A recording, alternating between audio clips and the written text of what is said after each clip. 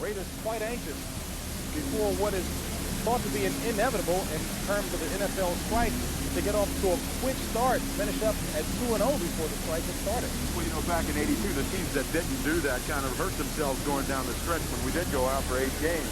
I know that everybody considers that to be a very, very important thing right now.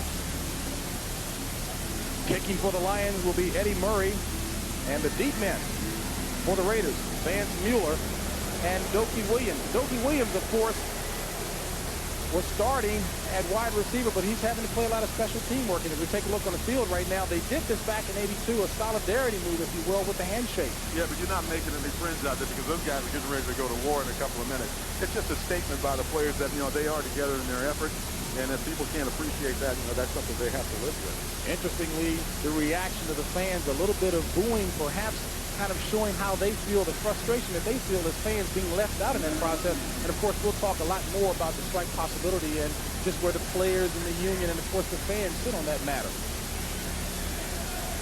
Eddie Murray about to get things underway.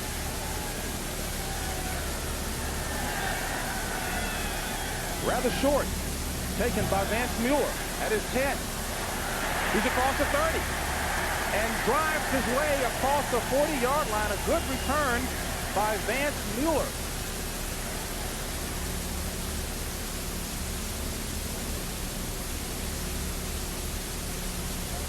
And quarterbacking at the starting spot for the Raiders, Rusty Hildreth. And he's hoping to get off to a better start. He'll be facing the Detroit defensive line, Eric Williams, Jerry Ball, and William Gay. Jerry Ball's a very impressive defensive lineman. Linebackers, Jimmy Williams, Robinson, Gibson, and Cofer. Look for Williams and Cofer to be special today. And a secondary, Galloway, McNorton, Graham, and Griffin. A little change in left corner with Dwayne Galloway. 1st and 10, ball on the 40-yard line. In motion, Steve Strahan. And who else but Marcus Allen gets the handoff. Marcus Allen carried a career-high 33 times last week and ran for 136 yards quite a few times at the start of the season. Said he got a little winded, too. Well, here's the backfield for the Raiders. Rusty Hildreth, quarterback. Allen. Steve Strahan is in at the other running back position. James Lofton and Mervyn Fernandez. Lofton and Fernandez look for them to be big today. And the offensive line, you talked about a revamp when Davis, Hanna, Mosbar, and the rest. 2nd and 8. Pickup of 2 by Marcus Allen. Pro set. Hildreth back to pass. Stays in the pocket. Intended receiver was Mervyn Fernandez, and he was leveled from behind and looked as if Fernandez had hands on the ball, could have caught that one. Well, you know, it's one of the tough things that happens when you're, trying to work out your timing with your quarterback and you're not quite used to him yet. Rusty Hildreth knows that he's got to get that ball there right off the break. The man making the stick for the Lions, Dwayne Galloway. Small speedster, plays with an awful lot of heart. It'll be 3rd and 8. No pickup. Just underway here from the Los Angeles Memorial Coliseum. The Raiders and the Lions. Out of the shotgun formation. 3 wide receivers in the ball game. Todd Christensen, the receiver, and he's complete. Down to about the 42-yard line. Todd Christensen. Todd Christensen's a guy that's, he's their go-to guy with the Raiders right now. Going to get a look at Hildreth and exactly what he sees down the field. Look right down the middle of your screen. Here he goes to Todd Christensen, splitting the zone, making the reception, and stumbling forward for a couple extra yards. One of the things the Raiders like to do is loosen things up a little bit with that tight end. They think he's kind of special. They like to go to Todd Christensen. It leads the league every year for tight ends and receptions, sometimes for everybody. And he is special. A 16-yard pickup by Christensen. 1st and 10, ball on the 42. Hildreth back and sack. Ball is loose, but recovered by Charlie Hanna. Alert play. Hildreth stayed in the pocket, but last year the Raiders, 2nd worst in the league in terms of allowing sacks. They allowed 64 sacks last season. And let's go back to what happened originally. Watch on the right side of the left side of your screen, young tackle over there, Clay, is going to have a problem. He's a new guy in there, and you see he's getting beat right there. Rusty goes down for the count. That's the thing that, we talked about at the opening of the show, that they're restructuring that offensive line. Now watch right there. See, that's what happens with Johnny Clay. He's a young guy. He's a rookie. First kind of opportunity to really play. And he's going to hurt a little bit. Give the honors to Jimmy Williams with the sack that time. Hand off to Marcus Allen. He's got a hold. Marcus Allen down to the 25-yard line. And the thing that makes Marcus Allen so difficult, amongst other things, he's shifty. Well, when you start off the game as an offensive lineman, you like to get a couple of blocks, run blocks. And now you're going to get a chance to see exactly how the Raiders feel about running the football. You see them reestablishing the line of scrimmage. Marcus sees daylight back, great cutback runner, and he takes it up the field for some distance. And now watch a nice little move here, and Marcus slides in. Doesn't like to get hit hard. He's one of those kind of backs that's tough to get a good shot on. The distance was a 15-yard pickup exactly. Two wide receivers to the right. Hand off to Allen again. And he gets down close to the 20-yard line. Interesting, Marcus mentioned last week that even though he was pretty exhausted carrying the ball 33 times, he likes to get tired because his moves then become instinctive. There's no question about it. Running backs really like to get their hands on the ball, and Marcus is no exception to that rule. He's one of those kind of guys that improves with time during the game. A final, Atlanta pulling an upset, 21-20 over Washington. Doug Williams is starting in place of injured Jay Schrader, quarterback. Dolphins over the coast by 13. 2nd and 6. Ball on the 21-yard line. Hilger back to pass. And ball intended for James Lofton as Hilger was under all kinds of pressure. And again, we get some idea of the heat that's being placed on the quarterback. Danny, the Raider coaching staff talked about how difficult a job that offensive line has because they run a lot of deep routes. That's true, and the other problem is for Rusty Hilger. I mean, everybody says, gee, the quarterback's not playing well. He was 3 of 7 last week. Well, that's the reason why you're 3 of 7. When you get that kind of pressure, you can't sit in there and your receivers are running deep 18-yard routes. It's very, very tough to get something established early that way. 3rd and 6. Take a look. Cincinnati leading San Francisco by 6. Chicago. Many of you saw that game. Tampa Bay losing big to the Chicago Bears. 3rd and 6. Hilger out of the shotgun. Across the middle and almost intercepted. The intended receiver was Marcus Allen. Ricky Smith, the cornerback for the Lions, doing a good job of batting that ball away. And of course, last week, the secondary was a little porous for the Lions. That opened the door for the Vikings to come back in the second half with 24 points and win it. He attempting the field goal, a 38-yard field goal attempt. Ball is up. And it's good. Chris Barr puts the Raiders on the scoreboard. He had field goals of 40 and 27 yards last week, and his field goal puts the Raiders on the board at 3-0 over the Detroit Lions. Occasionally, they fall across the national championship as well. Occasionally. Chris Barr will be kicking off back deep for the Lions. Carl Bernard, number 25, and Gary Lee. And the ball is taken by Lee in the end zone, and he decides to down it. So the Lions will start.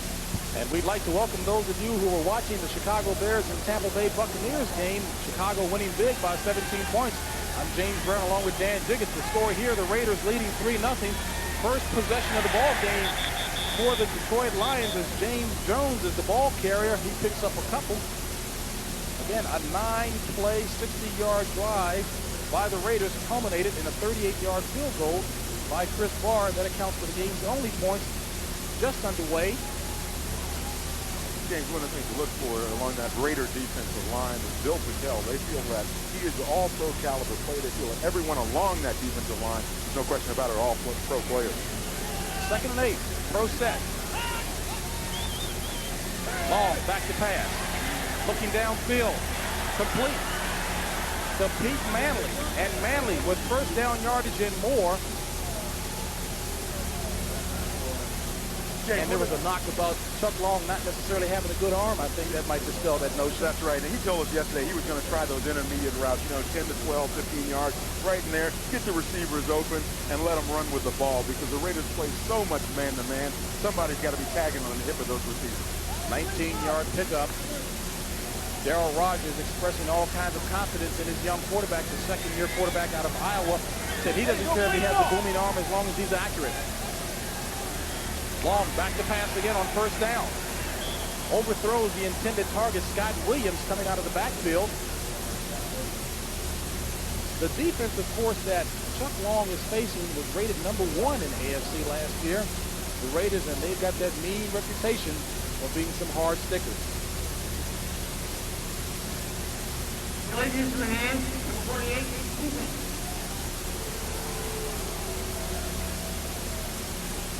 And of course, 5 yards Automatic first. Pat Haggerty, the referee, making the call there. The defensive line, a strong one. Howie Long, Bill Fackel, and Sean Jones. Like I was saying before, Martin. And the secondary, Washington, Haynes, Turan, and McElroy. First down and 10. Ball on the 46-yard line. The handoff to Jones. And he pulls his way across the 50-yard line. The Detroit offense, Chuck Long at quarterback. That's who Darryl Rogers is hanging the hat on. Scott Williams, Jones, Manley, and Chadwick, the wide receivers. But for Manley and Chadwick to be doing good things today. Offensive line, Harvey Salem is in there for the injured Loomis Brown, Barrows, Mott, Dorney, Stringer, and Rob Rubik at the tight end. The Dorney's the guy there.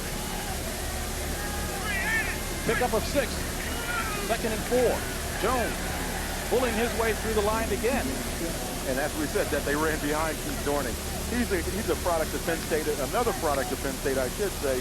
And, they were saying something about Keith Dorney that's kind of special. They said that he is the ideal player, to kind of wrap your other players around in terms of his work habits and that type of a thing. Keith Dorney also is an exceptional human being. Lives out here during the offseason, though, in San Juan Capistrano. He's in the real estate business. He's trying to get the real estate right now. He likes that California weather. 2 tight ends in the ball game. Pro set, third down and 1. Hand off to Jones again. And he has to work. It looks as if he stopped at the line of scrimmage. We'll find out where they mark the forward progress. You were talking about Keith Dorney, and certainly Darryl Rogers has... Now we're going to look at how the Raiders stopped. Now they're going to run behind Harvey Salem. Not much success there. They just stacked it up. Detroit did not reestablish the line of scrimmage. And you see the defensive backs and the Raiders coming in and stopping that forward progress. That's the key. Take him back, boys. Lions in a punting situation. Jim Arnold, the punter, back deep for the Raiders. 44, Stephon Adams. 8:15 in the first quarter remaining. Arnold, high punt. For the bounce.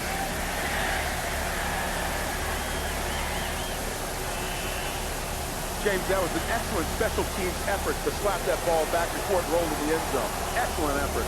Scott Williams, running back, as the officials have a little conversation to see if it was done properly before the ball touched back in the end zone. Well, for Scott Williams, I don't think there's any question. When you run that far, you're going to do something good. Darryl Rogers has to like that effort put forth. And it looks as if it was indeed good. The officials are going to down it. Let's take a look at it now. He slaps it out. See, he's not. It looked like a foot was in the end zone, though, actually, when he hit the ball. I don't know. It's a question. They'll probably run it back and replay it for the officials. Let's see if they're making a discussion of it now. To the left side of your screen. Is his left foot in the end zone? Yes, I believe it is. Well, I didn't realize that former linemen had such good eyes. Those glasses help. You guys customarily were only looking 5 yards, a couple of yards in front of you. The replay officials on site today, Grover Clemmer and Don White. So the Raiders, with better field position, will be starting from their own 20. 8 minutes remaining in the first quarter. 3-0 Raiders. And Hilger hands off to Marcus Allen. One of the things they're trying to do is run at Jerry Ball, the young new guy on the defensive line for the Lions. As we take a look, very few plays reversed last season as a result of the instant replay situation, and a bit of history. One change in week 2 of the NFL season. Unfortunately, we may not get to see many more for a while. Pickup of 2, second and 8. Ball on the 22-yard line. Hilton back to pass. Connects with Fernandez, who drops the ball, and boy, Al Davis has got to be frowning on the sidelines because he talked in nothing but superlatives about this young man, Mervin Fernandez. Well, not only that, it goes back to something Rusty Hilger said to us the other day. When receivers drop balls, you get pressure from the offensive line. Those are the intangibles that don't go into the statistics, but yet still hurt the quarterback. So sometimes when you're looking at the quarterback and judging him, as Tom Flores has to do, you got to look at all of those factors, and I'm sure that's one of the reasons why Rusty's still starting. And in all fairness to Hilger, as you mentioned last week, 2 of 7 for only 6 yards, and there were at least 2 drop balls and 2 underthrown to avoid a sack. Third down, ball on the 22. Hilger out of the shotgun. Christensen, the target. And just beyond the outstretched fingers of Todd Christensen, who last week caught 3 of Hilger's passes. Back deep, Gary Lee and Carl Bedard for the Lions.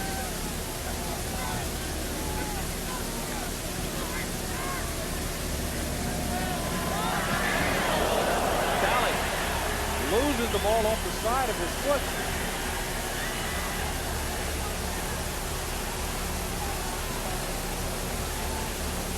And we'd like to welcome those of you who are watching the San Francisco-Cincinnati game. And a great game indeed. San Francisco with a last-second one-point victory over the Bengals, 27-26. I'm James Brown along with Dan Jiggetts. Our score here, the Raiders lead it by 3-0. Scoring on their first possession, it was a 38-yard field goal by Chris Barr. Chris really kind of woke up and let his guys off the hook on offense because they haven't been productive passing the football. And, luckily he's got a good foot, came in and did the job for them. Only a 6-yard punt by Talley, giving the Lions excellent field position. Ball on the 28-yard line. Long under pressure. Has to get it off quickly. Great catch by Jeff Chadwick. James, you see a difference developing already in terms of what the Lions like to do as opposed to the Raiders. The Lions like to work those intermediate levels, as we said earlier. Watch now 10, 15-yard passes, not those 80 and 20-yard routes. You see the Raiders running timing passes. That's the key.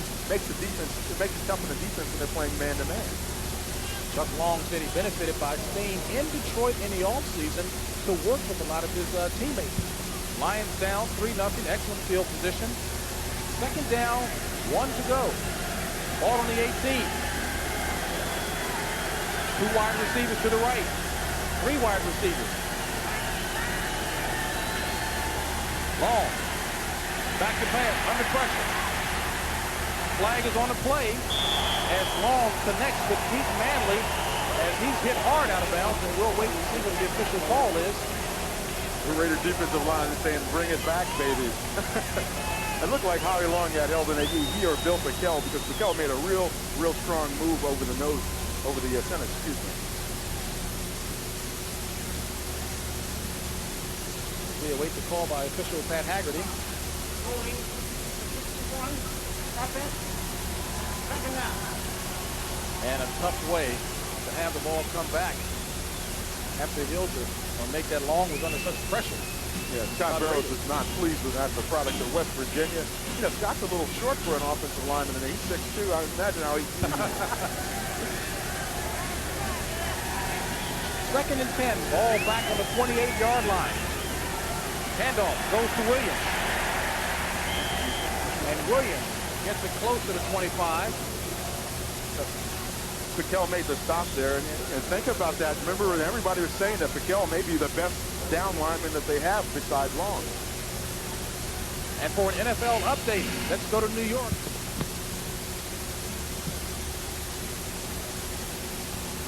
And Brent, what an exciting finish to that game. Jerry Rice, talk about sure hands. Here we have Chuck Long throwing the intended receiver was Mark Nichols.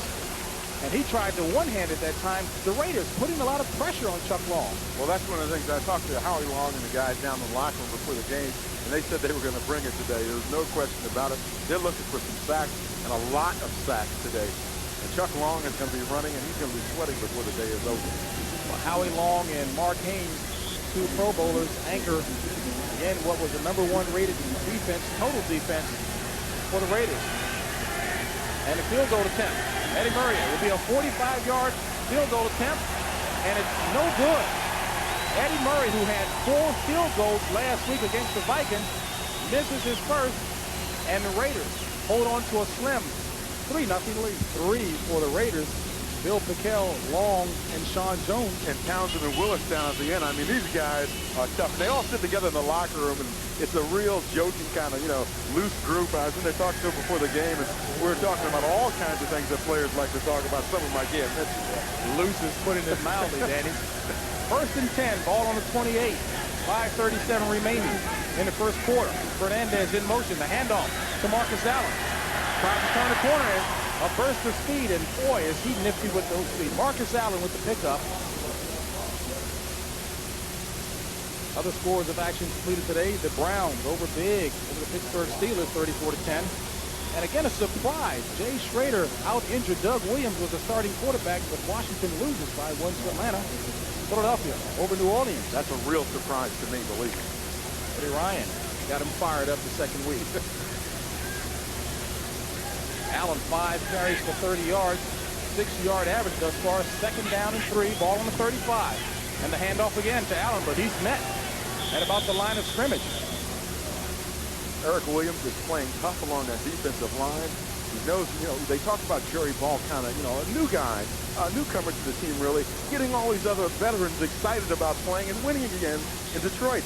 And now you're starting to see the efforts coming together. Look for Michael Cofer, the outside linebacker, to do something really great today. Great athletes all around in that Detroit defense. The Lions are missing Lomas Brown along the line, replaced again by Harvey Salem. Gain of 1, 3rd and 2. Ball on the 36. 2 receivers on the right side. Hilger back. Connects to Marcus Allen out of the backfield.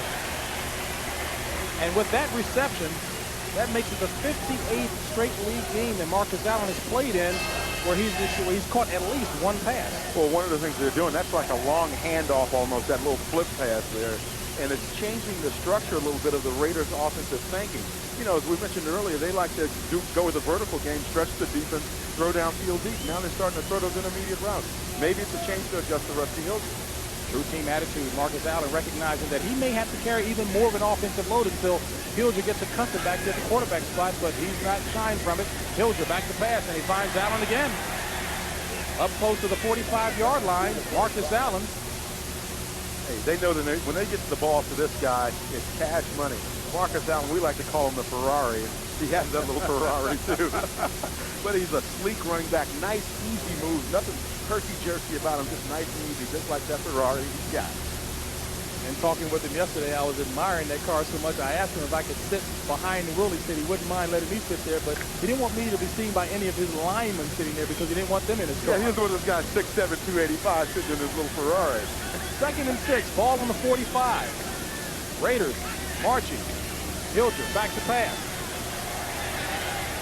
Todd Christensen with 1st down yardage and more. Todd Christensen gives the Raiders a 1st down at around the 40-yard line of the Lions. Stopped by Shelton Robinson and Bruce McNorton. One of the things that the Raiders will do is they will take what the defense is giving them. Apparently, they're giving them Todd Christensen. I have not seen James Lawson yet on the field. Mervyn Fernandez dropped 1 pass. Todd's taking everything and saying, hey, I'm just going to go with whatever they're giving me. I'm taking it. Again, coming off of a 2-for-7 performance last week, when Hilger did bruise his left shoulder, how would you assess his start early in the game? I think he's done quite well. We talked about the fact that he's getting a little pressure because of the makeshift offensive line in there, and he's got a couple of balls dropped. High formation, ball on the 38. Hilger, handoff to Allen. Shoots, but he's stopped at about the 38-yard line, back close to the line of scrimmage. Shelton Robinson is a newcomer, really, to the Lions. Found their normal starting left tackle who's out with a strained right knee. Suffered in the game against the Minnesota Vikings last year. He tried to get the young guys to look past the image, the mean image of the Raiders, and play hard today. 2nd and 9. Marcus Allen in motion. Hilger back to pass again. Connects with James Lofton, the former Green Bay Packer, who's back and glad to be back on the West Coast. And he gets his 1st reception of the day. Yeah, and he's getting some respect from the Lions secondary, too. They're backing off, which opens up these intermediate passes for James. There's about a 12-yard pass there. James is not very well covered that time by McNorton.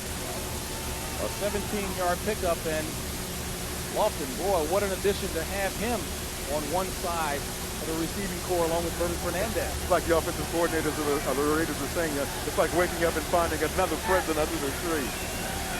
3 receivers, 1 back, ball on the 20, 1st and 10. And a quick pass intended for Mervyn Fernandez, and Fernandez, again, correct me if I'm wrong, seemingly having some difficulty holding on to that ball. Well, it's hard to catch a pass like that that's thrown that hard and slightly behind you. That one's not Mervyn Fernandez's fault. Now watch him now. It's a quick burst down, about 5 yards, cut and look for the ball. It's slightly behind him, and you have to twist around and try to get it. Tough play to make, especially when somebody's going to pop you, just like he got stuck that time by Shelton Robinson, number 51. Rusty Hilger had connected on 4 straight before the last play. 2nd down and 10, ball on the 20. In motion, Fernandez. Hilger, handoff, delayed handoff. Allen greeted strongly behind the line of scrimmage. Eric Williams should have got the handoff that time, really. He was right in the backfield. Occasionally what the defensive line will do is slant. Now let's see, look at the top of your screen. Let's see if Eric Williams is slanting. There he comes inside. Really hurts the blocking. See, the tackle cannot block down that way when a guy slides behind the line of scrimmage like that. Makes it very difficult to block him. Clay gets on him though. The head coach didn't give up. Marcus seems to have a knack for deflecting the full impact of a defender coming at him by turning just slightly. He's aerodynamic, Again, just like that Ferrari. Loss of 3, 3rd and 13. Ball on the 23. 1:12 remaining and 3 wide receivers. Doki Williams makes the catch close to the 15-yard line. Everything came apart on Doki that time. He's looking for a helmet, he's looking for ear pads. Everything was flying across the field. And unfortunately not enough for the first down. Gain of only 7. There goes the lawyer again. He's about to put another one through the upright. Chris Barr going for his 2nd field goal. Chris knows it's illegal to miss the field goal, so he doesn't miss anything. This one will be a 34-yard attempt. It's up. And it's good. So on the strength of 2 Chris Barr field goals, the Raiders take a 6-0 lead over the Detroit Lions with 22 seconds remaining in the first. For Los Angeles Raider fans, quarterback Jim Plunkett, who had rotator cuff surgery this past February, he's anxious to get back in action, and you say you saw him yesterday and he looked pretty good. Yeah, and he said that he feels he's ready to come back and play. I guess it just depends on what happens down the line. At the age of 40, he will be turning very, very shortly. Carl Bernard drops the ball, picks it up, and loses it again. And the Raiders had an opportunity to recover the ball, but it is Detroit's ball. And boy, was Carl Bernard having a little trouble finding the handle on that kickoff. Typical of young guys have a little bit of a problem finding feeling, caught it off with his chest. Bad place to catch it up, and then get down on the ball. Don't try to run it. Just recover the football and save it for your team. Luckily, the Raiders missed that opportunity right there. Luckily for the Lions, I should say. And that was Vance Mueller that had an opportunity to recover it. And Vance is a running back. Ball is in play. Ball of the fumble. 1st and 10. So a forward fumble, and the ball is put in play where the original fumble occurred. The Raiders know why they have that rule in the rule book. Can't fumble forward anymore. Lions will be starting from their own 13, 1st and 10. Pro set. Long, back to pass. And connects with Manley. I have to tell you a funny story. The Raiders really feel that every time a new rule comes up, it's because of something that happened in one of their games. And they call it the immaculate deception here with Los Angeles when Kenny Stabler fumbled forward and Dave Casper picked it up, ran it in the end zone for the touchdown. As a result, now we have that rule where you can't fumble forward and make distance on it. And the Raiders say, hey, look, that's another Raider rule. They're not paranoid, are they?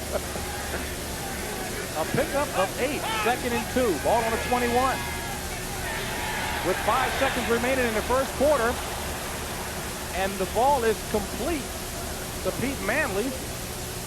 He's working against Mike Haynes, who is a great defensive back. And Manley with a good reception to end the quarter for the Detroit Lions. They trail 6-0 to the Raiders. Lions do not appear to be playing in awe of these mean Raiders. I think anytime you play in this league, you can't be in awe of anybody. If you do, you might as well walk off the field. And these guys said yesterday that they're ready to play the Raiders. And the handoff to James Jones. A little different than what they said they wanted to do yesterday. The Lions stated that they wanted to pass even more than they did last Sunday. They threw the ball 38 times last Sunday. So that'll be an interesting day for the Raiders secondary. Darryl Rogers, in a conversation with him last night, it was kind of funny. We asked him how he had planned to stop Marcus Allen, and he said he planned to do that with a good pregame talk. Good sense of humor. 2nd and 10. Ball on the 36. No gain. Long back to pass. Across the middle. And connects with Rob Rubik, the tight end. And Rubik with big yardage gain that time down near the 45-yard line. And Stacy Duran got beat that time, number 30. Now watch it right in the middle of your screen. He's going to come on a crossing pattern here. And watch Stacy Robinson get beat because he's, again, man on man. See him tagging along on the hip of the receiver, Rob Rubik. And the reason why he's man to man is because they were blitzing that time with the linebackers. Makes it very difficult for the defensive back. Young quarterback Chuck Long. He wishes he had been a step or two quicker on that last play. And the Raiders like his blitzing ability, so of course, one of the reasons he's in there. 1st and 10, ball on the 42-yard line. Just starting the 2nd quarter. Long, handoff to James. Gary James was the ball carrier. 2nd-year man out of Louisiana State. And Bill Pickell made the stop from the nose position. You know, we were always talking about great players. You mentioned names like Howie Long, Sean Jones, and those kinds of people. People that visit the Pro Bowl every year. We got a little penalty on that holding. Too bad for those offensive linemen. I feel for those guys. Bill Pickell does it, though. I've got it on your face mask, but let go of it when you do get hold of it, like Bill did. 2nd holding penalty called on the Lions. That moves the ball back. 1st down and 20 yards to go. Ball on the 48. You know, by the way, replay officials do not judge those kinds of infractions. That's how come, you don't see them reversing, get calls like that. In motion, Manley. Long. To Manley. Hey, they're going to start working the sideline, I think, a little bit now. Playing man-to-man defense, if you take an inside position on your receiver, he's going to start going to that sideline a little bit. Let's see if it happens in this case. Look out the left side of your screen. Look exactly what Chuck Long is looking at. Receiver is open to the sideline, wide open. Pete Manley out of bounds. The only guy that can catch him is Pete Manley on the sideline. And it's quite apparent that Pete Manley is a favorite target of Chuck Long. That was his 4th catch, 6 of 7. You see the stats there, 85 yards. And Long doing a good job of staying in the pocket. He's a big man at 6'4", 211. 2nd and 8.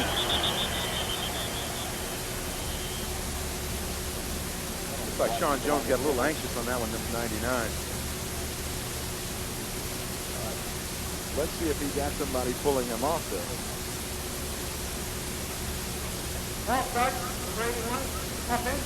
Not to commit as many mental errors coming into today's game as last week.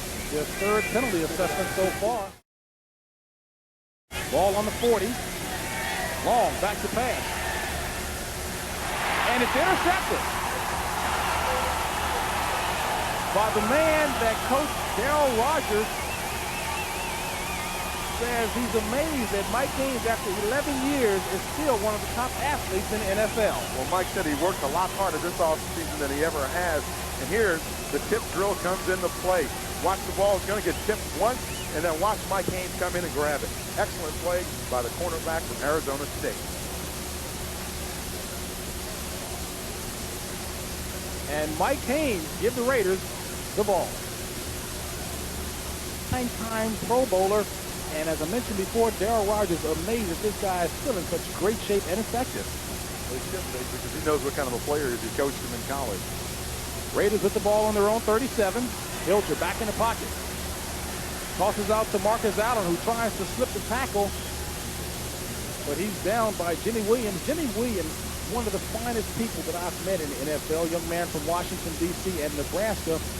Really is the kind of person that Darryl Rogers wants to lead this squad, and that he's got such a great attitude. Well, you always get that feeling when you talk to Jimmy that, he's got a very, very quiet confidence in himself, very strong person emotionally, and a true leader. All those other guys in the defense, they're starting to rally around Jimmy, and Jerry Ball, that nose tackle, is new to the team this year. He's one of the older guys at age 26. Loss of 3, 2nd and 13 out of the pro set. The handoff to Steve Strahan. Strahan, the young man from Boston College, his parents came up yesterday to take a look at the Boston College USC game that was played here in town, and they were hoping just to get to see their young man play, and maybe 4 or 5 plays because he had been playing special teams. But of course, with Frank Hawkins being injured, Strahan was moved up, and we'll see a lot more action. Right time. I'd like to drive my Mercedes down Fifth Avenue. Wish I had one. 3rd and 7. Hilger under all kinds of pressure, and there is a flag on the play. The intended receiver was Mervin Fernandez as Hilger looks downfield from his bottom side. You know, Rusty's starting to feel all the pressures of being a starting quarterback in the National Football League. He's a very upbeat guy, but you can tell that those pressures are starting to get to him. He's starting to see where everything is coming from. How come it's so tough to be a starting quarterback? Holding penalty. John Clay, unfortunately, the young man who's a first-round draft choice this year out of Missouri. And Art Shell told us a story that he's really been working with. As a matter of fact, he wears Art Shell's old number. Art Shell is now the offensive line coach for the Raiders. And the penalty, of course, was declined. Back deep for the Lions is Pete Manley. Stan Talley to do the kicking for the Raiders.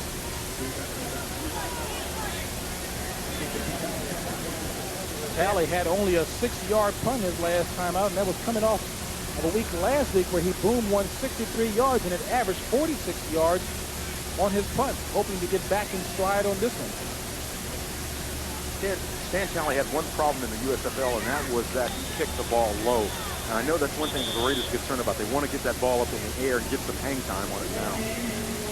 And a delay of game in Denver. And San Diego all over top of the Cardinals. Talley. Punt is blocked.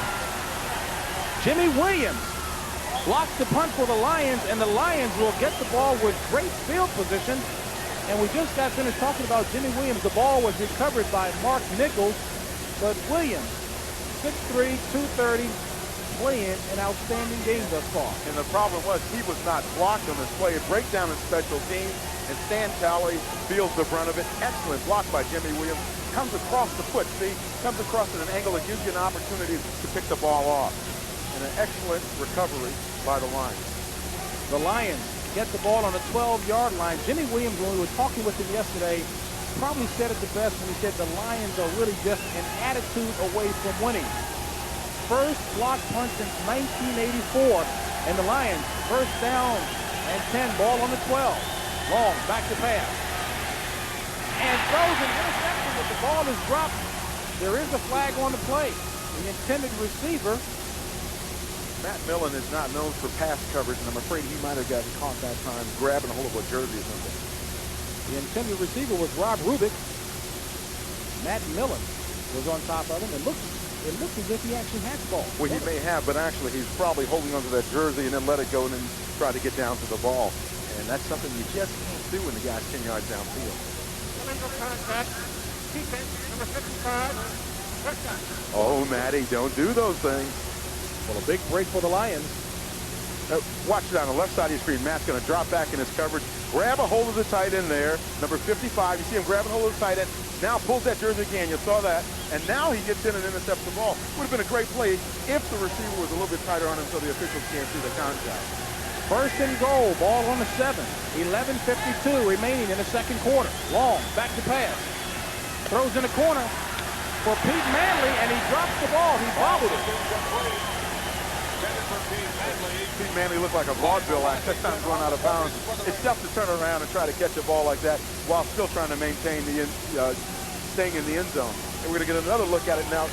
Here you're going to see Chuck Long do one thing that young quarterbacks generally don't do. He lost the ball up nicely for Pete Manley, but he's right at the back of the end zone, and it makes it tough for him to get it. Watch the juggle up close here now. He's going to pop it up in those hands a couple of times like it's a hot potato.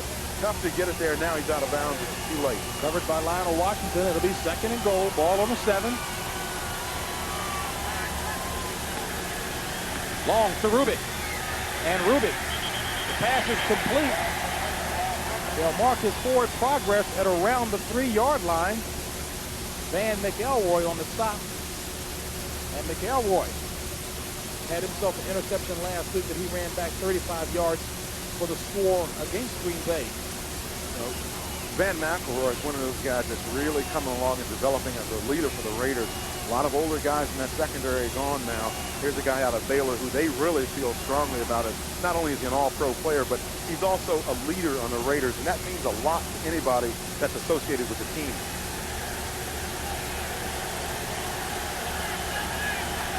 Third down and goal. Ball on the 3. Long looking to pass.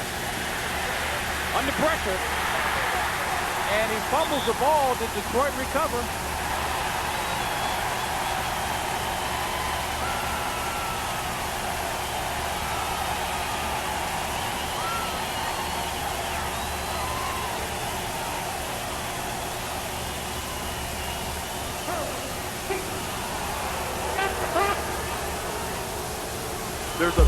apparently in the back of the end zone. Apparently it's on one of the people in the secondary of the Raiders.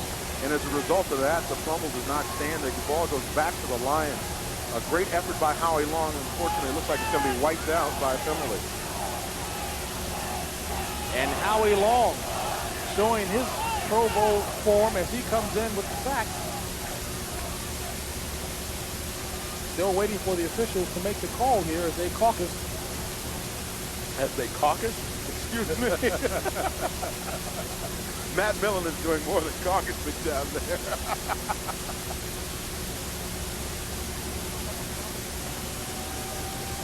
We were talking about Lomas Brown trying to get his guys not to be excited about playing the Raiders in terms of being in awe. Early, number 22, defense, first down. And talk about an untimely call against Mike Haynes. And of course that negates a great play by Howie Long. Now Howie Long is going to come in around the backside and make his sack. He comes a long way. This is a tough way to come. Around the back, quarterback can see him, still can't get away from him. Exceptional athletic ability on Howie Long's part. You know, Howie was telling me earlier in the locker room that he doesn't like to get too close to those other offensive linemen, you know, that are around the league. He says, because, you know, they'll start talking to him, hey, Howie, how's the family and all that. He says, hey, I want to bust their heads. I don't want to talk to them through the game. And he actually looked as if he was getting giddyish with the thought of having a sack that time. Yeah, he's getting a little excited. I had to leave then. But he and Sean Jones have a little bit of competition going out there for a sack. First down and goal, ball on a 2. And stopped behind the line of scrimmages, James Jones, and that Raider defense showing why they were ranked number 1 in the AFC last year in total. Has to be somewhat of a morale booster for Green Bay. Second down and goal, ball on the 4. And again, the Raider defense puts the hat on James Jones. Those running backs now for the Lions have to feel like a long-tailed cat in a room full of rocking chairs. Nobody wants to go up in there anymore. Now, psychologically, I would think that the Lions would want to score a touchdown, if only to establish a little bit of oomph, if you will, against these Raiders who have that mean reputation of being so awesome on defense. Especially when you get the ball in the kind of position where they did. It's critical for them to get a touchdown out of this drive. Third and goal, ball on the 3. In motion, Rubin. Ball back to pass. And he connects out of the backfield with Scott Williams. Scott Williams comes out of the backfield for the Lions to score the touchdown, and the Lions move ahead as Darryl Rogers. And they're starting out the right way here with a score against the Raiders. Eddie Murray, one for the point after, Jim Arnold to hold. And it's good. So the Lions move out ahead of the Los Angeles Raiders by the score of 7-6 with 9:39 remaining in the second quarter, and the Lions looking impressive as they try to rebound from last week's loss. Long certainly didn't take very long indeed to understand what was going to work well politically for him with his teammates. He takes his linemen out every Thursday for dinner. Yeah, he's a smart guy. Hasn't given that. He must have been a valedictorian at Iowa. Eddie Murray on the kickoff, back deep. Jokie Williams. Williams from his own end zone, across the 20, the 30. And Jokie Williams returns the ball up to the 35-yard line. There is a flag on the play. You know, the Raiders are telling us a story about Jokie Williams, who's a guy who's not used to being on special teams. Made 4 tackles last week on special teams, and for a small receiver, that's quite a job. That also says a lot about him, especially when he's accustomed to playing as a starter at that wide receiver spot. Yeah, you know, at UCLA, he didn't have that opportunity, unfortunately. First down. We're at the Los Angeles Memorial Coliseum. The Raiders are losing by 1 to the Detroit Lions, 7-6. I'm James Brown along with Dan Jiggetts. In the second quarter, the Lions, looking impressive, had a couple of other scoring opportunities, but they did capitalize here with this 5-play, 12-yard drive, a 3-yard pass, cut long, and Marcus Allen carries the ball. You know, the Raiders are going to try to soften up that defense a little bit. They've got to get Marcus back in the game now, make a nice, long, established drive, and maybe burn up those 9 minutes remaining on the clock. A pick up of 3, second and 7. 9:08 remaining in the second quarter. Ball on the 7. Make that the 17-yard line. Rusty Hilger, third year from Oklahoma State. Hilger back to pass. Across the middle to James Lofton. And boy, if they can find that big target a little more, the former Stanford grad could certainly pick up some yardage for them. And next Saturday, CBS Sports present what promises to be a thrilling college football matchup. If you take a look, Ohio State beat Oregon by 10. LSU just bombed Rice 49-16. And that sets up a very exciting matchup next Saturday here on CBS Sports with number 5 Ohio State against number 4 LSU. That'll take place down on the Tiger Den in Baton Rouge, Louisiana. Hilger, the handoff to Marcus Allen across the 40. James, something else comes to mind. When we were talking about the talks to the Lions yesterday, they mentioned that one of the things that scares them greatly about this young man, number 32, Marcus Allen, is his cutback ability. Marcus has the ability, great vision to see the whole field and cut it back. You remember about 3 or 4 Super Bowls ago, took one the distance by cutting it back. That's the kind of runner he is. He runs that daylight wherever it is. And because Marcus Allen was injured last year, trying to play on an injured ankle, that accounted for the Raiders slipping to that 8-8 mark. A pickup of 7 yards by Allen. James Lofton in motion. The handoff to Steve Strahan. And there's a fumble, but the official says no. He was down. Another rule change that came into effect this year is when the back has his knees on the ground and then the ball pops out because of the ground, it cannot be a fumble. It's not a rule of fumble. And I see if it happens. Watch Steve Strahan here, number 39, punches into that line. Do the knees go down before the ball comes out?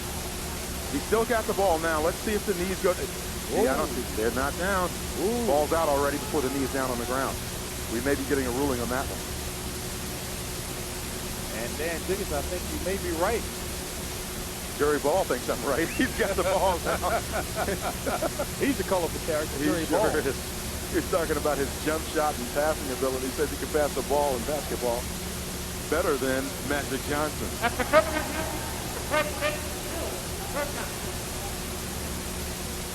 The play stands as rule. Tom Flores is breathing a sigh of relief, and Darrell Rogers is probably boiling inside right now.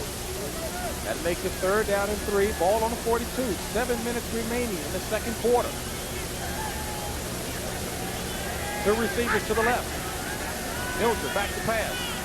Across the middle to James Lofton. And the official says no, he dropped the ball. Talk about running the suicide route. Anytime a receiver goes across that middle, he's got to be hearing footsteps. Well, James is very upset about this one now. He feels that he caught the ball the second time before he hit the ground. Let's look and see. One time there, second time, he did indeed catch the ball before he hit the ground. At least from that angle, it certainly did look good. Let's look at it from this direction. Now watch and see if he's going to drop it one time. Watch the second time if the ball hits the ground before he scoops up and takes possession of it. Did the tip hit the ground? Boy, it looks like he got underneath there, but it's a tough play to call from up here. I guess we'll have to go with the officials on that one. Indeed, we will, and the players. That brings up a 4th and 3.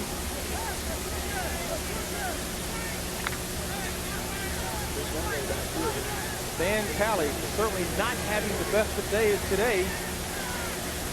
Back deep for the Lions, Pete Manley, and Talley just barely gets that one away, but a flag is on the play as Talley is run into.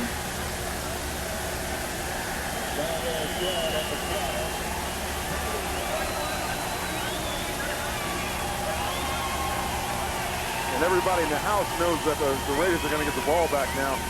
And no one's more excited about it than James Lofton. He gets a chance to come back after that bad play. Ricky Smith, the guilty party. Watch out of the right side of your screen. Pressure's going to come, but it's going to come late. If you're going to try to block a punt, you have to take it off the end of the punter's foot and not get into him such as that, which causes the penalty. That is to say, when the ball is already in the air, it's trying to take it right off the tip of his foot.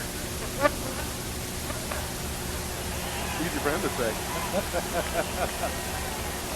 So the Raiders get a break. They'll have a 1st down and 10 situation with the ball on the 47-yard line. And both teams having a little trouble penalty-wise today. Penalties are not unusual for the Raiders, but I think the Lions are a little upset at what's been happening to them today. Hilton to Fernandez. And as has been the case all afternoon, the ball off the fingertips of Mervin Fernandez. You know, Mervin Fernandez was an all-pro up in the Canadian League and originally was drafted here by Al Davis and Al lost into that league for a while. He's really pleased to get him back. He feels that he's going to be one of those receivers that's a game breaker, you know, the guy that they really need to come into that position and establish himself. Big target, 6'3", as is James Lawson. Should be easy for Rusty to get that ball to him. Mervin's got to hold on to it. Raiders have not had an awful lot of luck with wide receivers drafted in the first round over the years, and Al Davis was awfully excited about Fernandez. Hilger back to pass on 2nd down and 10. This one is complete to Fernandez as he takes it across the 40-yard line. We talked about Fernandez playing in the CFL, the Canadian Football League. He left school, San Jose State, after his sophomore season and enjoyed 5 strong years up in the CFL. And this makes it evident why the Raiders feel strongly about him now. He's kind of getting into the flow of things, sitting there waiting to catch that ball, goes up for it. Now watch him after the catch. This is another key. He's able to, fend himself off against those defensive backs. Big, strong wide receiver. It was very important for Tom Flores that Hilger have 2 big targets there, and he's got him in James Lawson at 6'3", and Mervin Fernandez. The handoff to Marcus Allen. Allen pulls his way across the 35-yard line. Marcus Allen. You know, the Raiders tried something that's somewhat uncharacteristic of them on that play. They tried a trap play with big offensive linemen like they've got. That time they had Charlie Hanna, number 73, trying to pull across and make the trap block on the other side of the line of scrimmage. And it's tough to get the big guys moving like that. They're used to just, blowing up straight ahead. That's their offense, just straight ahead blocking. Nothing cute, nothing fancy. 6-yard pickup. That brings up a 2nd down and 4. Hilger back to pass to Fernandez. Fernandez tries to juke and is driven out of bounds over the left side of the field. James, one of the things that's surprising to me now is they're starting to throw those shorter passes, the Raiders are. And we talked about earlier, maybe they're changing the structure of their game plan a little bit because they can't get enough time to throw the long balls. You see them going underneath, really, to Mervin Fernandez and not going 18 and 20 yards down the field. Confidence boosting not only for Fernandez making those last couple of catches, but also Rusty Hilger. And I'm sure the other thing to take into consideration is where they are on the field. When they get closer in, inside the 30, they change their game plan a little bit as well.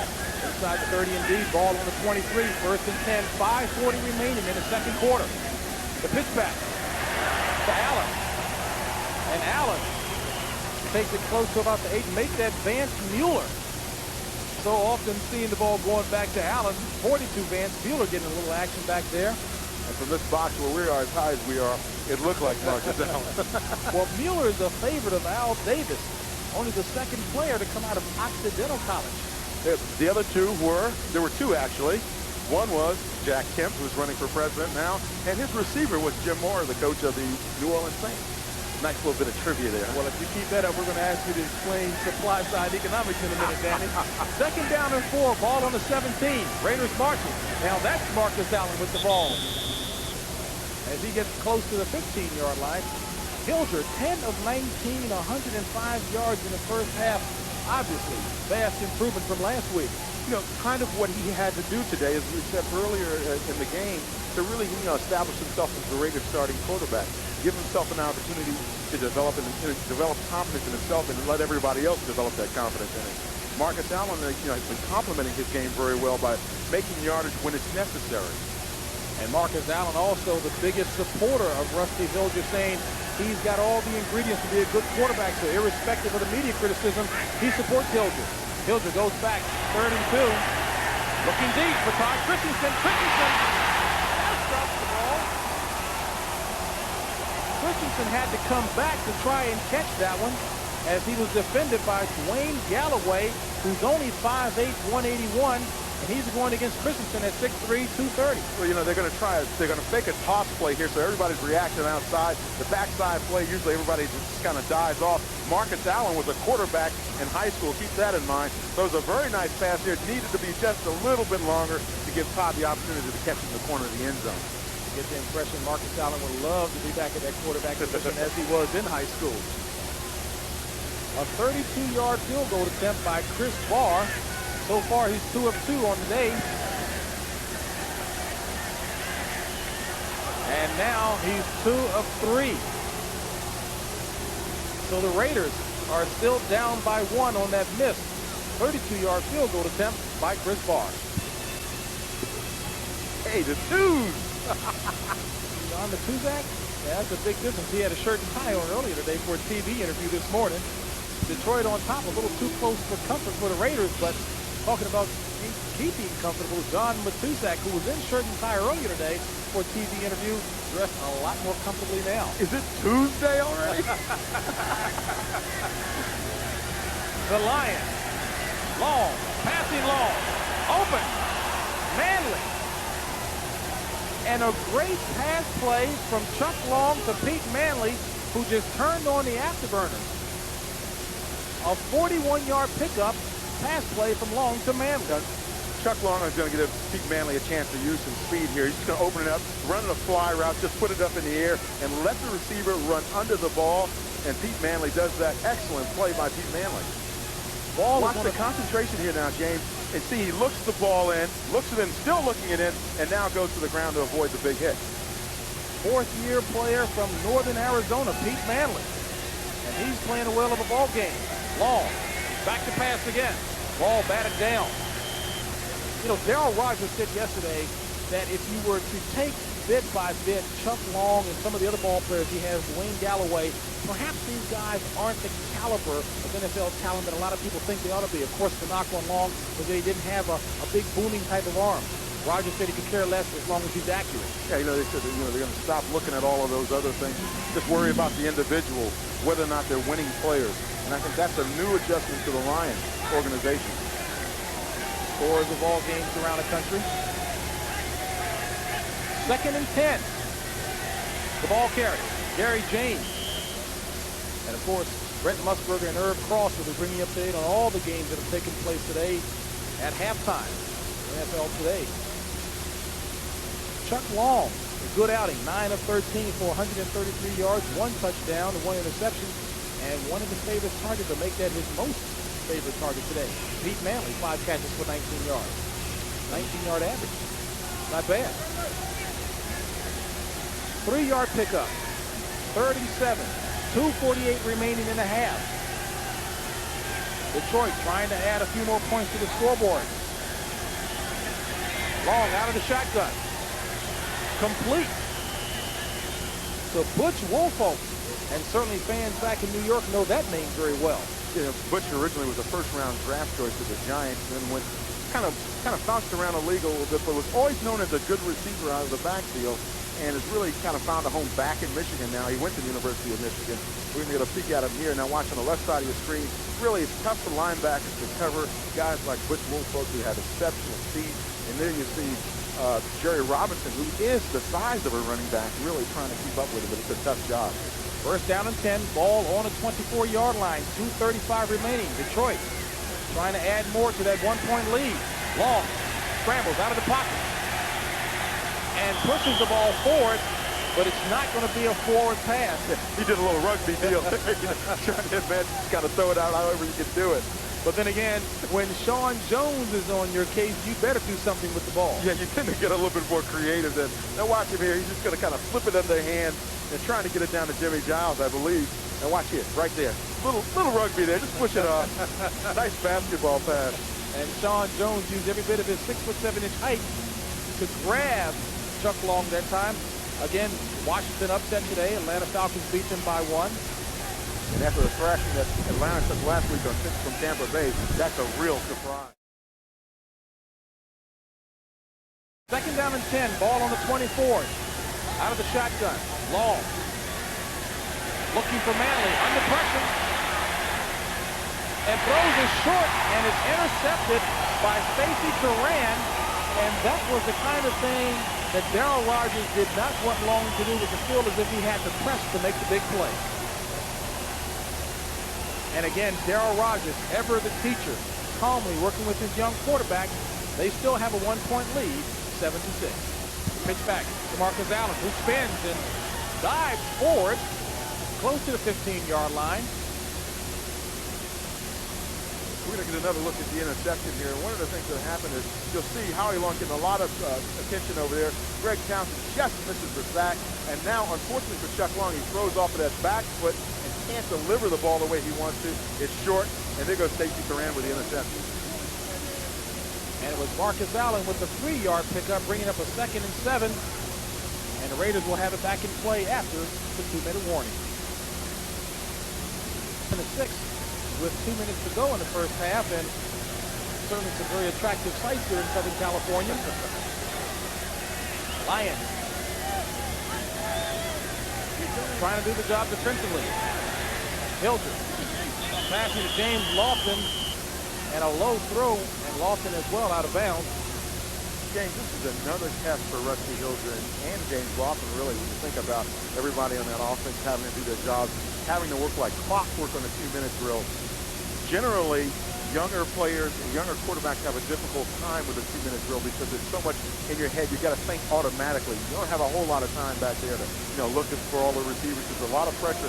Everybody in the park knows you have to throw the ball. And the Raiders haven't done as good a job with third down conversions on the 2 of 8 for today, but Tom Flores is intent on keeping as much pressure as possible off of Rusty Hilger as he goes back to pass out of the shotgun on 3rd down and 7, and one of his favorite targets, Todd Christensen. And that's 1st down yardage and more. Look at Rusty. Rusty has a good time out there, doesn't he? Well, around this group of guys, he can't help but have a good time because they certainly know how to keep you prizes from around the league. Coming up at halftime with the NFL today, the Raiders with 1:45 remaining, 1st and 10, ball on the 26. Trying to see if they can pick up a few more points before the half. Hilton overthrows Todd Christensen. Danny, we talked again about the deep routes that a number of the receivers run for the Raiders. Interesting to hear what the offensive line coordinator said that his line has to do in protecting that quarterback in terms of accounts. Sam Bogosian said that he's the offensive line coach for the Raiders, says he expects his linemen to hold off the blockers for at least 8 seconds. 8 seconds. Yeah. Now keep in mind, most offensive lines are happy with 3.5. That's the kind of pressure you put on an offensive line when you expect great things out of it. That brings up a 2nd and 10. Ball still on the 26. 1:39 remaining. Hilger out of the shotgun. Looking to the side, Doki Williams catches the ball at about the 38-yard line. Going back to that 8-second comment that we made earlier, keep in mind that's the ideal circumstance. However, he's very pleased with 6 seconds. There's Sam Bogosian right there at the bottom of the screen there in the sunglasses. And Archell, a Hall of Famer, really offensive tackle for the Raiders, played about 14 years. And he's talking with Tom Flores, and they're trying to get this thing together for the 2-minute drill. And the Raiders have done an excellent job in terms of hiring a lot of their ex-players. There are 11 ex-Raiders who are currently working full-time with the organization. And one you just saw that is Archell. 1st down and 10, ball on the 38. Hilger again out of the shotgun, looking downfield. And the intended receiver again was Todd Christensen. This is where the payoff comes in having a quarterback. Hitting under pressure. 12 of 24, and you see the yards. And Hilger operating out of the shotgun. Christensen across the middle. And the pass just a little low. And really, that was an excellent play. Okay, let's get inside of the stats and see what that really reveals. 3rd down and 10. Hilger. This time. The sure hands of Todd Christensen delivered. Complete. Ball across the 40. Rusty saying, move it up, baby. A 23-yard pickup. Pass play completed from Hilger to Christensen. 1:03 remaining. Ball on the 39-yard line. 1st down and 10. Again, 3 receivers downfield. Hilger. Intercepted. James Griffin, and he's still on his feet across the 50. And James Griffin stops a Raider drive with a timely interception. And not only did he stop the drive, but when he ran the ball, he's giving the Detroit Lions an opportunity to get an additional score before you go in. An excellent play. He stepped in front of the ball now. Rusty just laid up a little bit too late there. Excellent play there. Steps in front, picks it off, and he is off to the races. One of the dangers in this kind of thing happening is a lot of players assume that someone else will make the tackle, and as a result, you get good, strong return yardage on the interception. A 27-yard return. And look who made the tackle, Marcus Allen. Does it all. 45 seconds remaining. Lions have the ball long out of the shotgun. James, they've got 3 timeouts remaining, so Long certainly has got the luxury of time in that regard on his side. Long. Plenty of time. Has to run out of the pocket. And gets rid of the ball. Smart move on such long point. 3rd and 10. Ball on the 40. 32 seconds remaining in the half. Long out of the shotgun again. Under pressure again. And throws it away, but no flag on the play as the fan screen, of course, will be attempting a 45-yard. No, he's going to go for the punt. His first punt was a 45-yarder.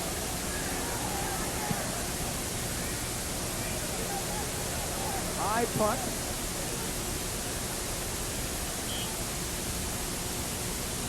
And the ball out of bounds at about the 19-yard line of the Raiders. Wayne Fonts, of course, the defensive coordinator, said that perhaps guys weren't giving their all, and it was written that he was quoted as saying players had given up, and Fonts said he did not say that. Steve Strahan with daylight as he takes it across the 42, close to the 45-yard line. There is a flag on the play. You see the time remaining in the first half, and there's a holding call. Penalties again, hurting the Raiders. You know, this is the area of the game where everybody's just trying to Look at all he says he knows better. 6 seconds remaining in the ball game. Make that the first half.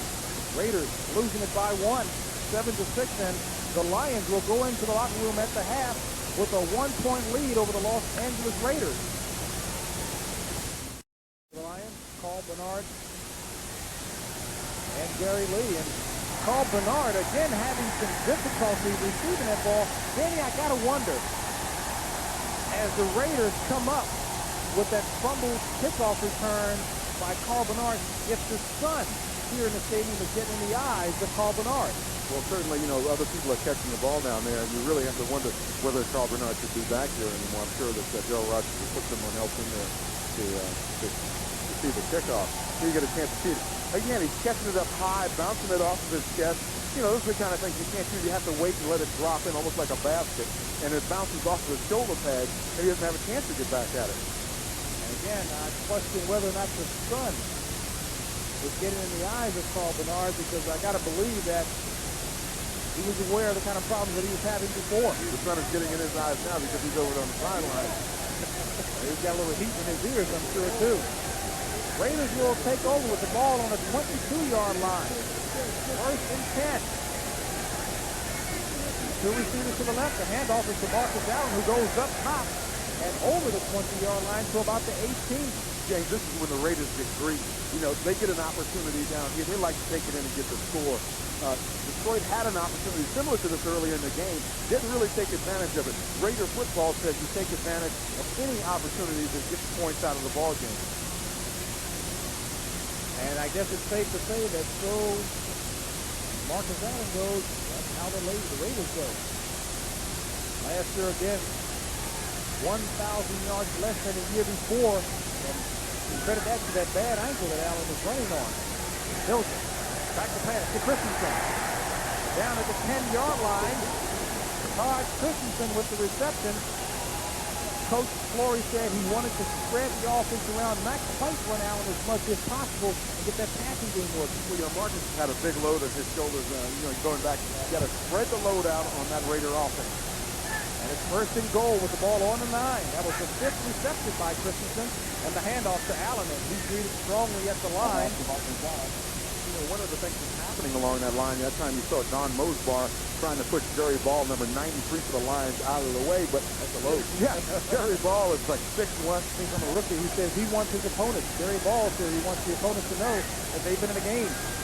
2nd and goal, ball on the 8. Just starting the 3rd quarter. Hilton back to pass. And tried to split the 2 defenders The intended target was James Lofton. And boy, did he try to thread the needle on that pass. Yeah, James he was lucky to get out of there alive. It was like two trucks colliding, and he was right in the middle of it. James certainly is coming into the game. Lofton, that is, with a very positive attitude. He was very pleased with the warm reception that he received by so many of the former fans in Green Bay. Third down and goal, ball on the 8. Get back to your comment about James Lofton. I've known James for a long time. Charges, off the field problem last year behind him. He was out Houston, and he's glad to be here in California and ready to contribute with the Los Angeles Raiders. Up top, Hilger goes.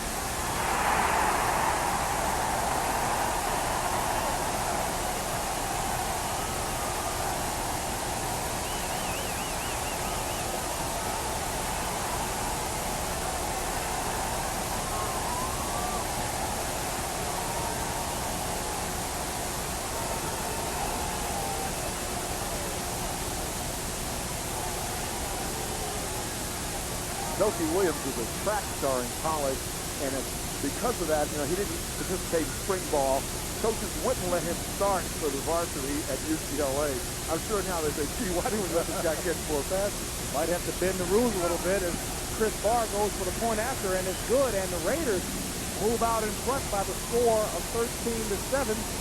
And Doki Williams, as you mentioned before, a track star who perhaps could have been catching a few more balls at UCLA. And what he does here, he forces into the defensive back, makes them accept the move, and now he puts speed on him, goes to the corner where he is the only guy that can catch the ball, does that, scores the touchdown. And the Raiders come out and strike quickly. 5 plays, 22 yards. Took only 2 back to receive for the Lions now is Butch Wolfoff along with Gary Lee. Gary Lee takes the ball. Coming out of the end zone, he's across the 20 and pushes hard with a good second effort close to the 30-yard line. This telecast is presented by authority of the National Football League and is intended for the private use of our audience. When when you have young people and sometimes they're inexperienced at doing those things in live game situations, and those are the kinds of mistakes that happen. 30-yard return, Lions, handoff, Gary James, and he's got a hold. Gary James at 5'10", 214, bullying his way, picking up good yardage in the process. And that's really the first time that we've seen him today. The product of LSU ran in that backfield with Dalton Hilliard, who now plays for the New Orleans Saints. Here he cuts back against the grain. Nice cutback, by the way, and still makes good strong yards. A good key block on the backside of the play there by number 73, Harvey Salem, a new addition to the Lions. 17-yard pickup by Gary James. First and 10, ball on the 46-yard line. 11:58 remaining in the third quarter. Ball back to pass. Connects with James Jones. And Jones is dropped just beyond the 50-yard line. James, that last rushing first down. They beat the Yankees. Second and 4. Ball on the 48-yard line. Process. Handoff. Gary James again. I'll tell you how unusual it is seeing Gary James running the ball. That time the Raiders were looking for him. They didn't know who he was.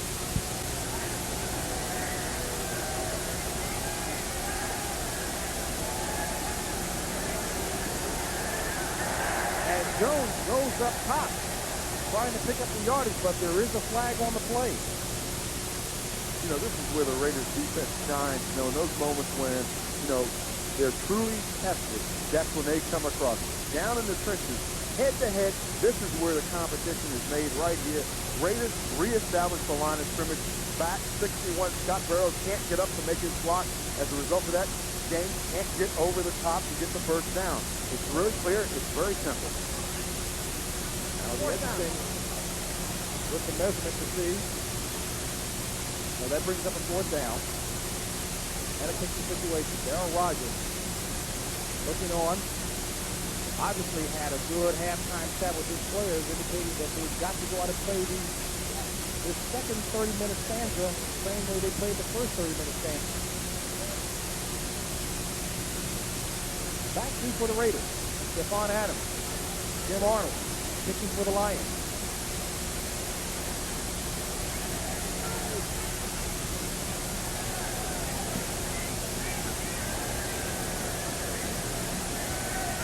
Ball hits on the 11. And the special teams coverage by the Lions, again, doing a good job as the ball is down inside the 5-yard line. Leads the Lions 13-7, but the Raiders will be starting deep in their own territory. Ball on the 5-yard line. Two tight ends in the ball game for the Raiders, Christensen and Andy Parker.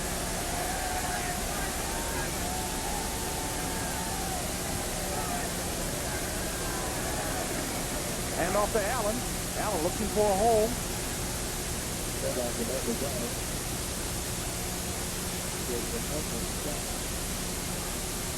James, what you saw there, they were audible In the third quarter, the Raiders had the lead 13-7. And only a 1-yard pickup that time by Marcus Allen, 2nd and 9. Handoff just for hand, that is.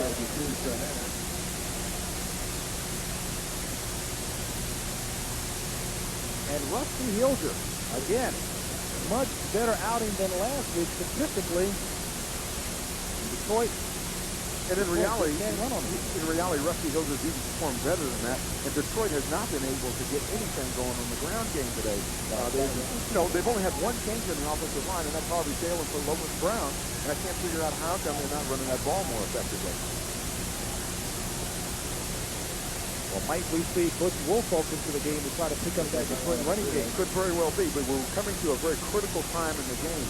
If the Raiders take this drive, go down the field, get the touchdown out of it, or even a field goal, kind of changes the complexion of the game a little bit, because suddenly Detroit's thinking, hey, these guys drove 95. The best offensive lineman in the league got in the game today with a sprained right knee. 3rd down and 7. A 3-yard pickup by the Raiders. Handoff to Allen. Allen cuts back to the inside and gets it across the 10-yard line. Boy, another crap play. Charlie Hanna, number 73, coming across, trying to lead Marcus Allen up the field. So he needs a big one to get the Raiders out of trouble. Pete Manley, back deep for the Lions. Talley gets a low kick off. Manley picks it up at 45 and gets it down to about the 33-yard line. Next week on CBS. We'll try to track those for you as the day goes on, but hopefully the strike won't happen next week. But if it does, we'll have to be prepared to do something else. Lions with good field position on their own 32. Long back to pass, under pressure. He won't get it off. And Sean Jones, the man whom Howie Long was teasing, would knock his own man over to get to the quarterback, registers the sack. Well, it's a typical example of how they're playing defense this year, unselfishly. Here, actually, Howie Long is going to get double teamed right on the right side of your screen there. You see him getting double teamed. A lot of attention given paid to him. Sean Jones is able to slip back inside and make the sack. And it was a good sack. Now watch Chuck Long head jolts there, and he's going to go down to the ground. At 6'7", 265 pounds hitting him. Plus, Sean Jones is a student of the martial arts, Taekwondo. As big as he is. That brings up 2nd and 17. Ball on the 41. Long looking deep. Complete. Down to about the 22-yard line. It's Jeff Chadwick cupping the ball nicely, having come back. Jerry Robinson, number 57 for the Raiders, came very close to getting a penalty on that play by coming in leading with his head a little bit. Have to be careful with those kinds of things. Other games in progress. The Vikings leading the Rams, blanking at 14-0. And San Diego leading big over St. Louis, 28-7. And yet another round in Seattle. And the Dallas Cowboys giving the Giants the run for the money. A close one there. 1st down and 10, ball on the 22. The ball carrier, Gary James. James, I said earlier, why are the Lions having problems running the ball? I think that play makes it very oil on them, too, so they shine a little bit more. Look a little meaner. 2nd and 12, ball on the 24. Long. Complete. Across the 20 to about the 19-yard line as Mark Nichols hauls in the pass. A player from San Jose State.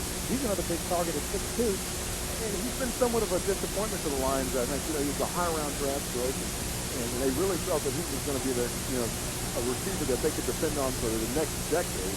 Whenever you draft somebody in the 1st, 2nd round, he really hasn't been that for them yet. sometimes it takes a couple of years for a receiver to find himself and also to find a quarterback to work with. That's the other key.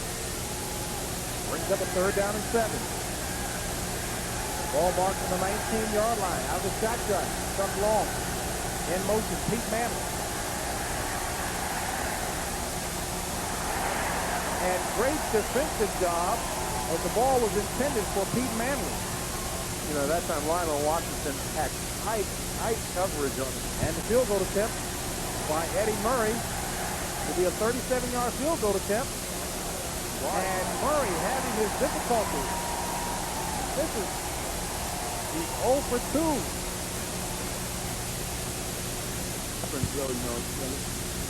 Pressures of the game sometimes. Critical time for the line. Need a score down here. That's when you rely on a guy like Eddie Murray. Generally, he comes through. And the Raiders take over on their own 20. Rusty Hilger back to pass. Goes up top to Christensen. And that would have been some remarkable catch if Christensen had held on because he was nailed right at the time that his fingers touched the ball. You hate to see a receiver get hit while he's in the air and to get low like that. And this is what's going to happen to Todd Christensen. Left side of your screen down the bottom. Todd Christensen is going to go up to the pass and get hit just as he's reaching the top of his jump right there. Ooh, those are the kinds of things that really make you hurt on Monday morning. And Dwayne Galloway sacrificed his body on that hit. Yeah, he sure did, because he's about 5'8". Todd's about 6'3", maybe about 240. Dwayne Galloway, he's a tough little guy. You might think it's like getting hit by a cat, but Galloway had his momentum going for him. The handoff to Marcus Allen, tries to create something, Duke, and really turned a bad situation into at least somewhat of a decent one as he gets back up to around the 20-yard line. And Danny Lockett had the prize of that play. He got a nice pick on Dean Morali, number 64. I'm sure he'll be happy on Monday in film to look at that pick. Marcus Allen, 1,755 yards. Really hasn't done as much in the second half as expected to.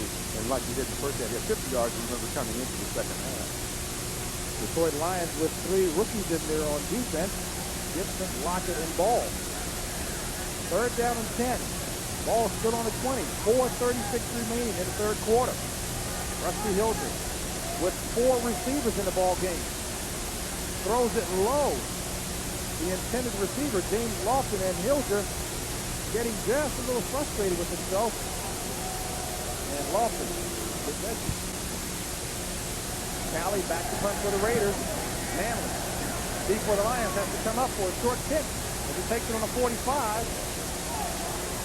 And drag a defender, number 81, Andy Parker, the tight end. James, I mentioned earlier that Cam Talley always had a problem with low punts. The problem that it causes for you is someone like Keith Manley gets to return the ball on you because your guys can't get down the field fast enough to make the tackle.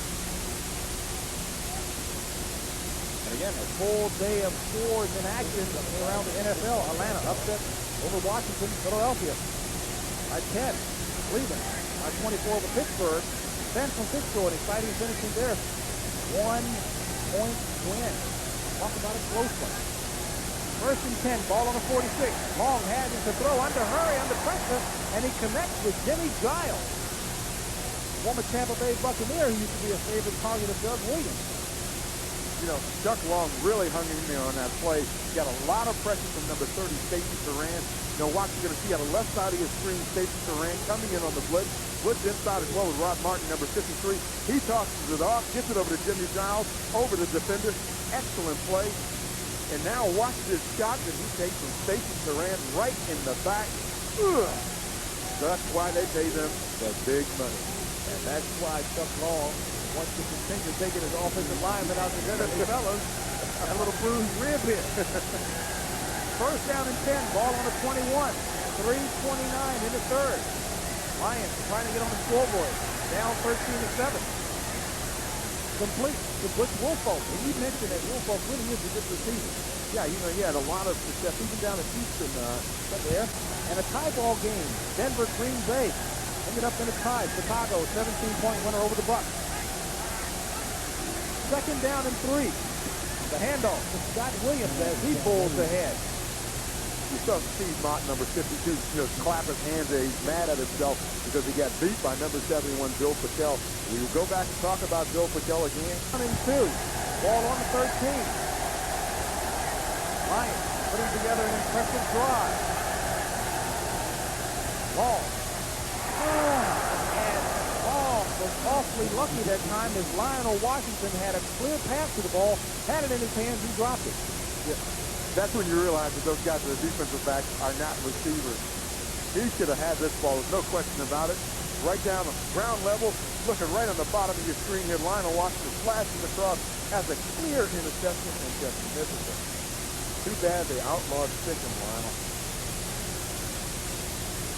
And Eddie Murray trying to grab back some of the luster of his reputation as the fourth most accurate field goal kicker. This one is from the 30. Yeah. And what do you know? Eddie Murray 0 for 3 on the afternoon. A potential of 9 points that the Lions do not get. Tough afternoon for Murray. See, I thought it was like in an NBA locker room. The guy is so big, it's unbelievable. I was down talking to him earlier today. These guys stands up and say, my God, he could be in the NBA. You would think that people along the sideline certainly will be a little more alert as James Lofton was going for that pass and knocked over and cleaned out a few people along the sideline. You know, Danny, this is really not a very pretty game in terms of penalties, drop passes, fumble kickoffs, and missed field goals. And the coaches are going to have an awful lot to talk about when they're going to review those game film.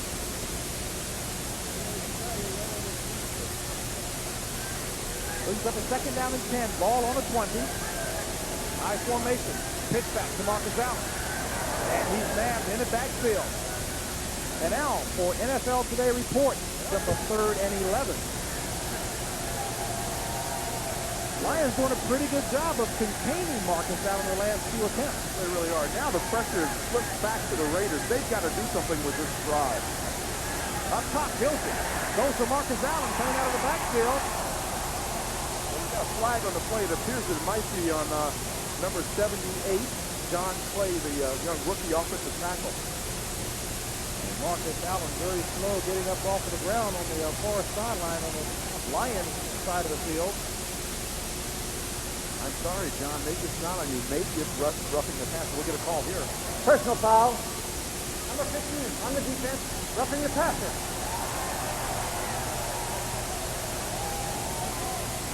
Well, music to the ears of the Raiders as they pick up good field position. The ball will be marked on the 34-yard line. That's Danny Lockett. Automatic reaction of an offensive lineman. You see the flag down by the offensive lineman, you think, gee, he probably got caught holding, right? John Clay's going to be a little mad at me after the ball game. Well, he's being taken under the wings of, as you mentioned before, Art Shell, because they really feel that this kid, John Clay, can be something. And what, first rookie to start on the offensive line for the Raiders since 1967. Dean Upshaw. Dean Upshaw. And really, Art says he reminds us a lot of himself. Real quick feet, built like a Raider lineman, as you can see. They like to get him about 300 pounds, maybe 6'5", 6'6". To the left of the screen, number 78, that was John Clay. Came in a little heavy. They got him down to 295. He was at 330. Nothing wrong with that.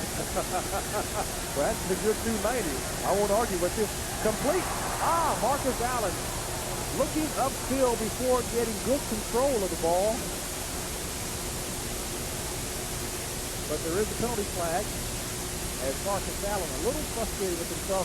That ball was definitely good for the half. That's right, but it wouldn't have made any difference had he caught it because they're taking that long walk.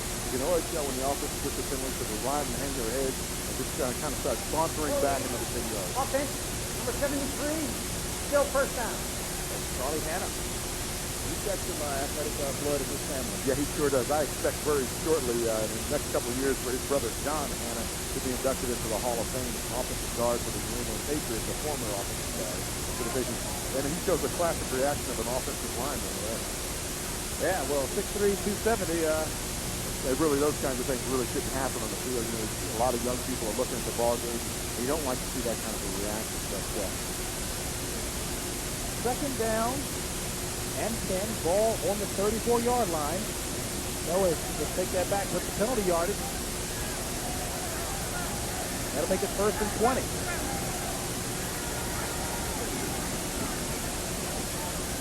the handoff to Vance Mueller, and we've got yet another flag on a play. Detroit with 5 penalties for 45 yards. The Raiders with 8 for 55 yards. In a pretty penalty-filled game, and we've got yet another flag on the field. The hands on the face mask, number 15 defense. Got to go against the Lions. Danny Lockett yet again, second on him. Danny Lockett, if he keeps that up, he's going to be taking that walk across the field, too. Coaches don't appreciate this time in the game when you start to get penalties down here.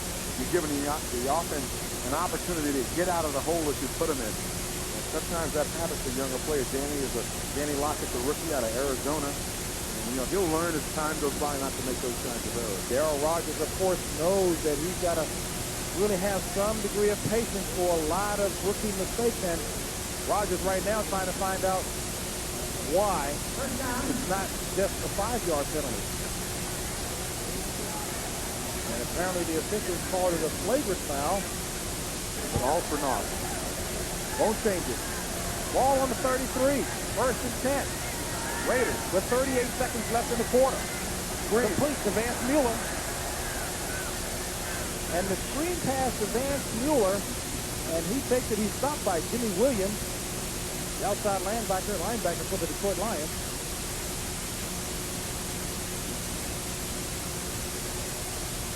The clock ticking away towards the end of the third quarter here.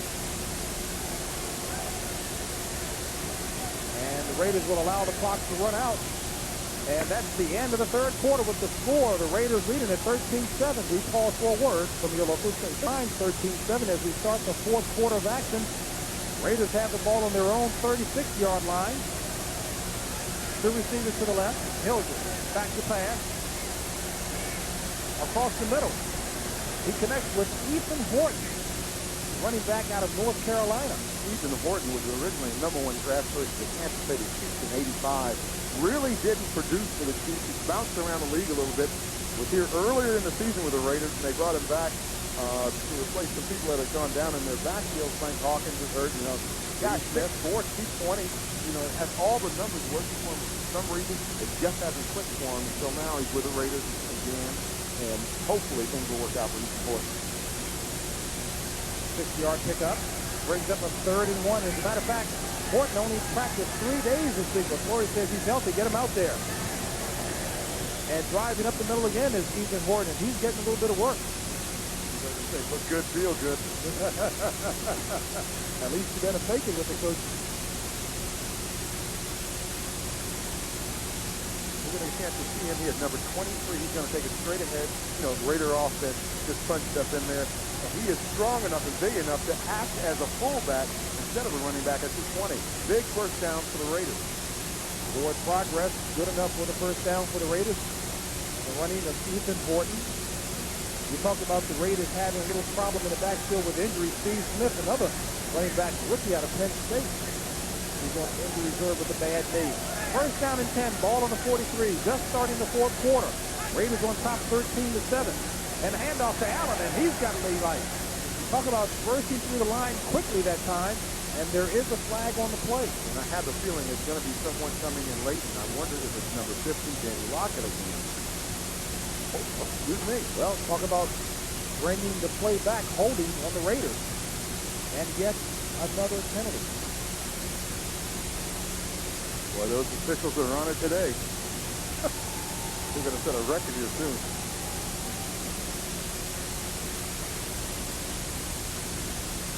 Now we're trying to figure out what inch to put it on. Not what yard.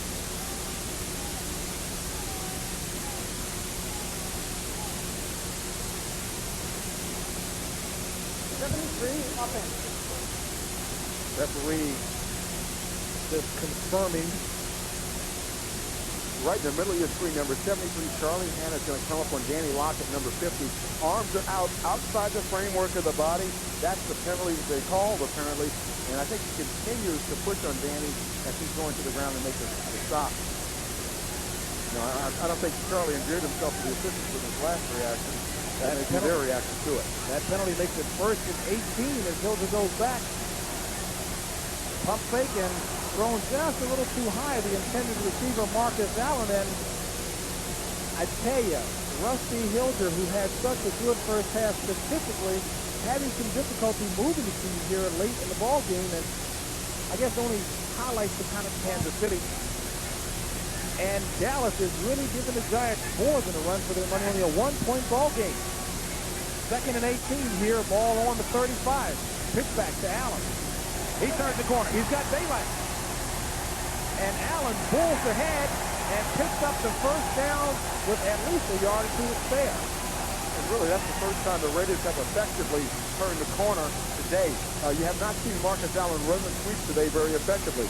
Here's the classic. It's just like UFC. Here comes Marcus Wright and bring everybody else along for the fun.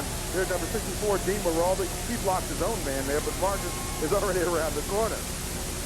And watch this shot here. There, taking that blow to the defender rather than accepting it himself. Marcus Allen has been in the league for, well, I guess this is his 75th game now, and he scored 66 touchdowns. It's almost a touchdown a game. A 20-yard pickup by Marcus Allen. Ball on the 45, 1st and 10. Quick pass out to James Lawson. Up around the 38-yard line. You know, we were talking earlier about the Raiders offensively stretching the field, a vertical game, going deep. And then we said, hey, look, it looks like they're making an adjustment here. They're throwing shorter.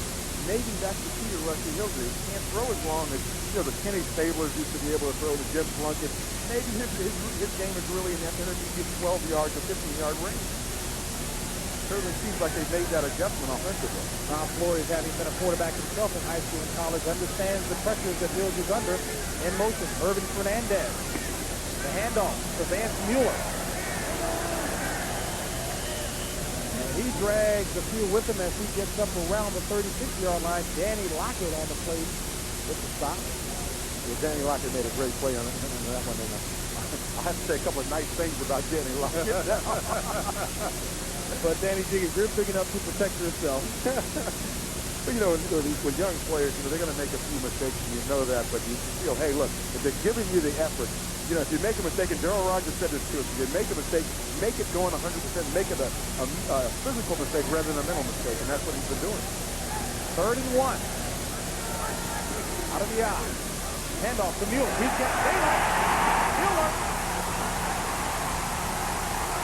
And Mueller is rope tied by Bruce McNorton down at about the 1-yard line. And Vance Mueller at 6 feet, 210 pounds.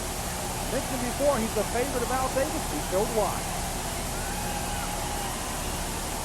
Now this is classic Raider football. Number 42, Vance Mueller, is going to take it off the right side. Excellent blocking there by number 78, Clay. And then there goes Mueller down the distance. And really the only reason why he got caught is because he kept reaching back, trying to get Bruce McNorton off of him. Excellent play at the point of attack. Not pretty, but effective. A 35-yard pickup.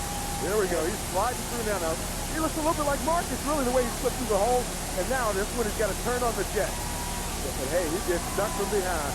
I talked about Davis being excited about that young man. He's enjoying it. In motion for hand. And across the goal line, touchdown, Marcus Allen. But there is a flag on the play.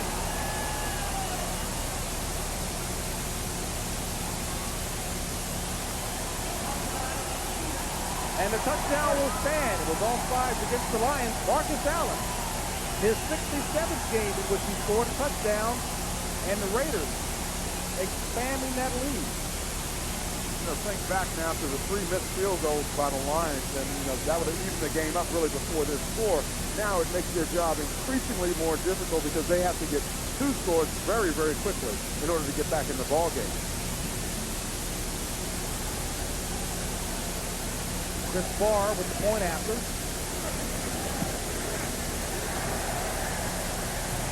And it's good. And the Raiders move out by the score of 19-7 in the 4th quarter. He can do almost anything he wants. Back deep. Gary Lee. Lee on the 4. Tries to get to the corner. Drops it up the 1-yard line. Good hit by Lyndon King, number 52 for the Raiders. Lyndon is a guy that's very happy to be in a Raider uniform. He played for about 5 or 6 years down there with the Chargers just down the freeway a bit.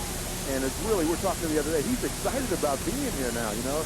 I mean, this organization, they kind of tease everyone and have a lot of fun, but really, when you get down to it, you're with a winning organization, and that's the key for a guy like Linder. Can't imagine him being displeased with coming to the Raiders. The guys are talking about how Dave Casper referred to this organization, these guys, as ones who kind of show irreverent disrespect for almost anything. Ball on the 20, first and 10, Lions.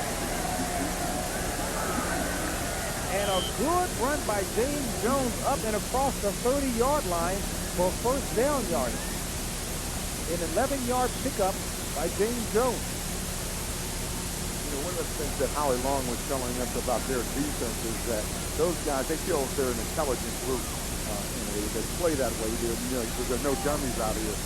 Well, sometimes you want to believe that, sometimes you don't, but we'll believe Howie for the sake of argument. Yes, indeed. Wouldn't want to argue with him.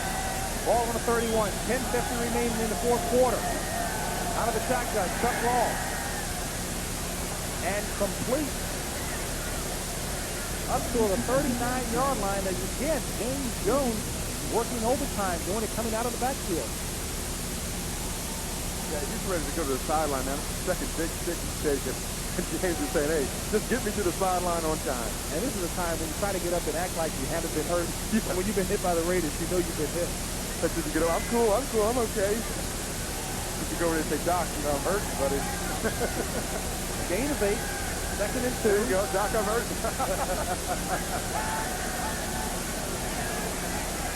Long. Complete to Jimmy Giles, and Long has got the Lions moving as Giles carries it across the 50-yard line. And another first down. And there you see the time remaining. That's going to be key. 9 minutes, 50-some seconds left to go. Take it in for the score. Now you got plenty of time to get that second score. Just be calm, work your way down the field, and don't do anything foolish. And Danny, the ingredients for the Lions, they really look as if they're there. They just got to convert on some of those scoring opportunities. First and 10, ball on the 48. Out of the shotgun. Plenty of time, and Pete Manley makes the catch, and he's down across the 40. It appears that Chuck Long is doing things that he knows he does well now. He's not trying to take more than the defense is giving him, which is unusual for a young quarterback. Sometimes, you get down in the game, you want to go for it all at one time. He's being very patient about his passing game, just taking whatever's available and being happy with that, gradually working his way down the field in scoring position. The difficulty has come when they've gotten inside the red zone, the 20-yard line. And impressive numbers up there on the board for Chuck Long. Chuck was telling us about how tough his wife is, since she really runs the show. She's the sergeant at home, and here's a guy 6'4", 211, knew his wife since they were in the 5th grade, and she tells him what to do. We knew him before his star days. Long, looking to the side. It was apparent that the whistle had blown before the play actually had started, and let's see what the reaction of the officials is on that. Kind of a strange situation here. Intended receiver was Mark Nichols. James, what it may be is that the coach's phones on the sidelines are out, and if that's the case, if one sideline's phones are out, then the other side's phones have to be taken down as well, so you don't have an immediate advantage over your opponent. You work for the phone company during your days, too? A little everything, you know that. Second and 10, ball on the 37. Up top. And great coverage on that play as the ball was intended for Mark Nichols. Mike Haynes was all over him with no breathing room allowed. Yeah, he was smelling Mike Nichols' cologne on this play here. Up tight on him. Now he jumped at the right time. That's the key. He almost intercepts the ball, really. But the cold key to that play was Haynes jumping on time to break up the pass. Haynes in his 12th year in the league from Arizona State, traded from New England, and Darren Rodgers very familiar with Mike Haynes. Third down and 10, ball on the 37. 8:37 remaining in the fourth quarter. Lions trying to make something happen. Hilton. As Lionel Washington deflects the pass. They're going to go get Lionel Washington, man. This is the second time he had an opportunity to catch the ball. You mentioned that Lionel Washington fell in disfavor in the doghouse with Gene Stallings at St. Louis, but he's performing well here so far. He really is, but concentration is the key. The defensive backs sometimes they're not used to catching the ball, or at least attempting to catch it. He let that one go right through his hands. The receiver would have had the ball on that play. Now, I found it kind of interesting that a lot of quarterbacks of previous wide receivers, at least with the Raiders, they seemingly go after wide receiver types to convert to that cornerback position. That's right. Sam Fields is one, number 43, and Ron Fellows is as well. A 55-yard goal field goal attempt. No, and it's a punt instead, a free kick.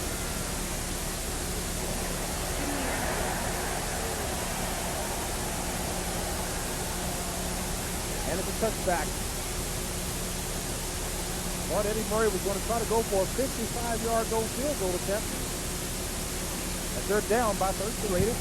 Not able to score again. Look at this score here. The Cowboys on top of the Giants by 2.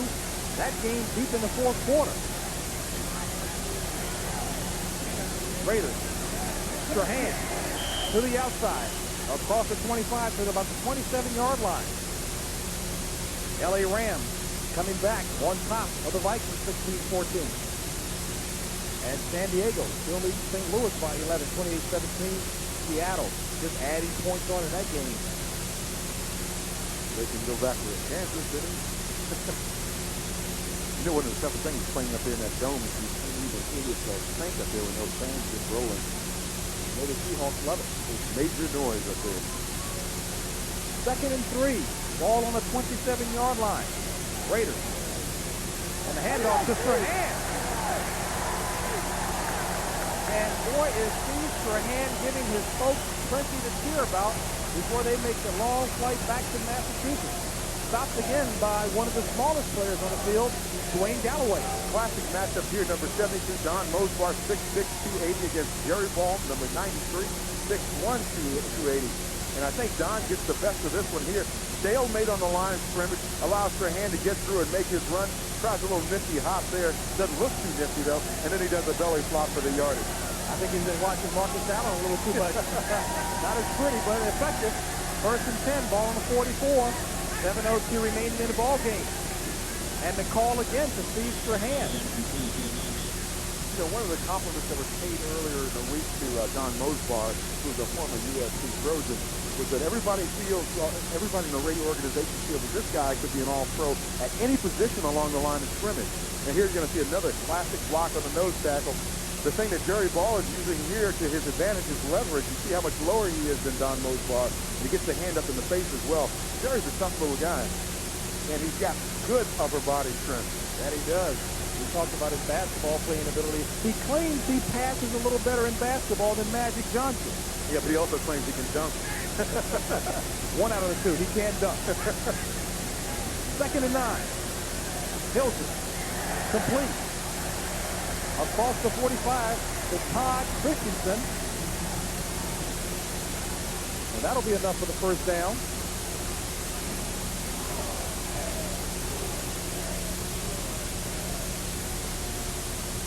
Again, Rusty Hilger's been under so much criticism here because he isn't the glamour quarterback like the Raiders have had in years past. But he said that he's opted not to read the newspapers. He doesn't want to allow himself to be cluttered with that kind of thing. He just wants to go at it. And indeed, older guys like Jim Plunkett have been helpful to him. And Al Davis indicated if he could just get 6 games out of Jim Plunkett, who is ready to come back, they'll be in good shape. And Steve Strahan is not in good shape as he's met at the line of scrimmage and driven back. Michael Kofer leading the way there. And looking at Michael Kofer the other day in practice, there is a very, very gifted athlete who the Lions are expecting a lot of somewhere down the line. They moved him out. He used to be down lineman. They moved him to linebacker. He's 6'5", 245. Excellent speed for the outside position. And they're expecting big, big things out of this guy. The Raiders content to run the clock out. 5 minutes remaining. 2nd down and 10. Ball on the 44.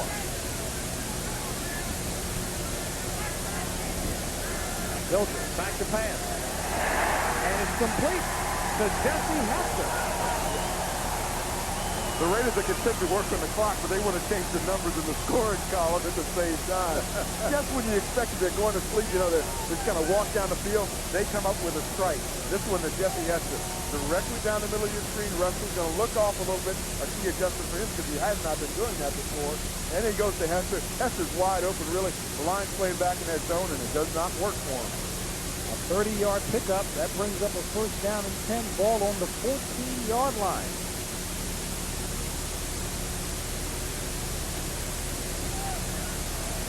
Rusty's numbers look awfully good for the day. Only problem, that one interception. In motion, Jesse Hester. Pitch back to Mueller. And Mueller across the 10. You know, Jesse Hester had been having problems last season with a lot of drop balls, and as a result, didn't have his confidence together, and the staff has been working hard with him to overcome that mental block, and certainly that last play to go a long way towards using that concern. Well, sometimes that's all you need, you know, opportunity to get in the game. Under game conditions, that's the key. And get a couple of catches under your belt. Suddenly you start feeling like, hey, you know, this is what I'm used to. No problem. Let me go in and get a shot at doing it, coach. And I think that's what's happening with Jesse Hester. Working those receivers in now, Lofton and those guys, you know, get a little bit of a break, bring the younger guys in and let them play. 2nd and 4, ball on the 8-yard line. In motion, Hester. Pitch back to Mueller. And Mueller just moving his way forward as he takes Shelton Robinson along with him for the ride. Mueller awfully powerful at 6'2", 210. You know, what Mueller reminds me of is Mark Van Egan. You know, same kind of build, kind of stocky, real strong, and he just pulls it up in there like the Raiders like to do with their fullbacks and running backs. You know, nothing fancy this time of the game. Hey, you know, you snap it up and, you know, pull it down real hard on your head, your helmet that is, and get ready to go because now you just take it in and wear everybody down on the defense, take it in and score and the game is over. And the Lions last year, 3rd worst in the league against the run. Only Tampa Bay and Miami were worse, and the Raiders enjoying an awful lot of success on the ground. First down and goal, ball on the 3 and close to the goal line. Ethan Horton, he's getting some good work today.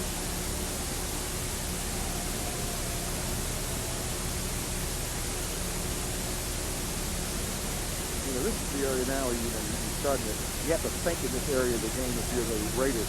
Say, okay, now what are we going to do? We want to get in here, make the score. But that's the most important thing. The other thing is when the defense comes back on the field, hey, make sure that those guys don't do anything cheap. And the Raiders will be operating from the 1-yard line after the 2-minute warning here. They lead it by the score of 20. Helmets that Lomas Brown was talking about on the Raiders, that he did not want his guys to get intimidated by. The Lions really have played a good ball game, just have not been able to capitalize in scoring territory today, and that's really hurt them. That's really been the story, really, of the second half of them. And had they gotten those scores, I think this game would have been a lot different going into the last few minutes. 2nd and goal, ball on the 1. And over the top was Mueller. Touchdown.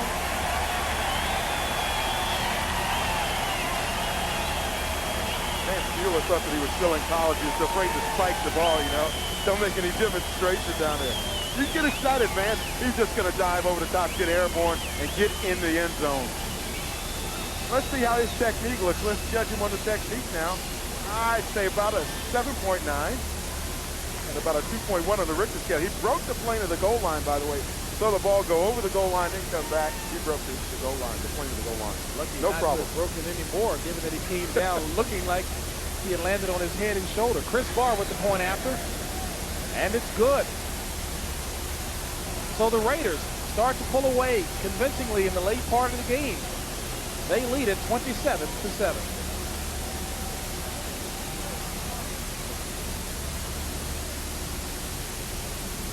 Who's winning the Giants and Cowboys game?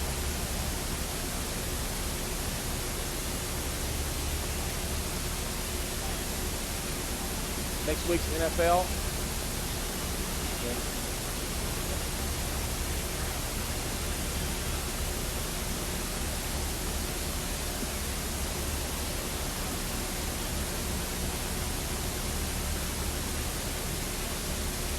Yeah.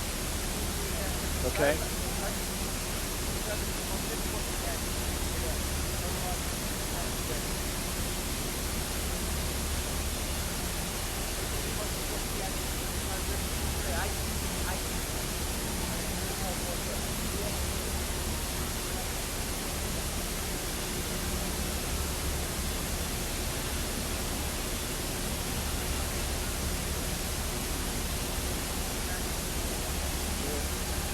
Step on it.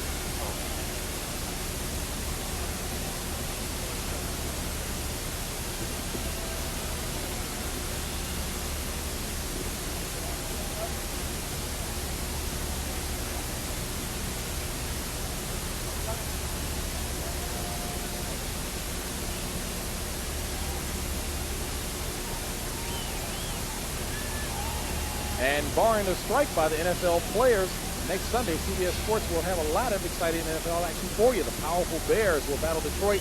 Green Bay will take on Tampa Bay, and Philadelphia will face San Francisco. Check your local listings for the game and time in your area. And as always, it all starts with the NFL Today next Sunday on CBS Sports. Here the score, the Raiders are leading it by 20. Back deep, Gary Lee for the Lions, who takes it in his end zone. Across the 10. The 20 runs into his own man and falls. And there's a flag on the play.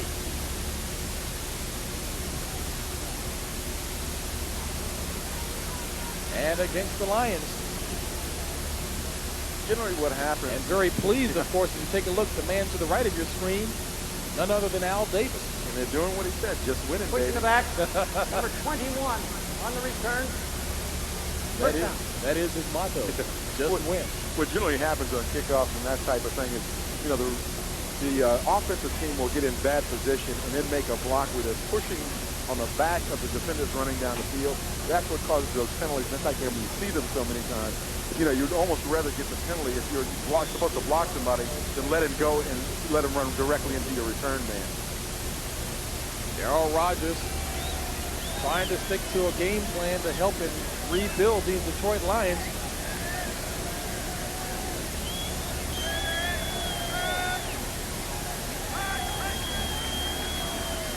Long. Complete to Butch Woolfolk, who takes it across the 20. Action around the NFL today. Washington upset by Atlanta. Gerald Riggs a big day. Philadelphia over New Orleans by 10. Cleveland by 24 over Pittsburgh. And first and 10, ball on the 21, Chuck Long. Passes to Pete Manley, and Manley tries to take it out of bounds. Other scores of NFL action today. San Francisco, a thrilling finish in that game. Joe Montana, 250 yards, a big day. Dan Marino leading the Dolphins over Indianapolis. Buffalo by 4 over Houston. And here we have it. It's a 27-7 ball game. Raiders on top.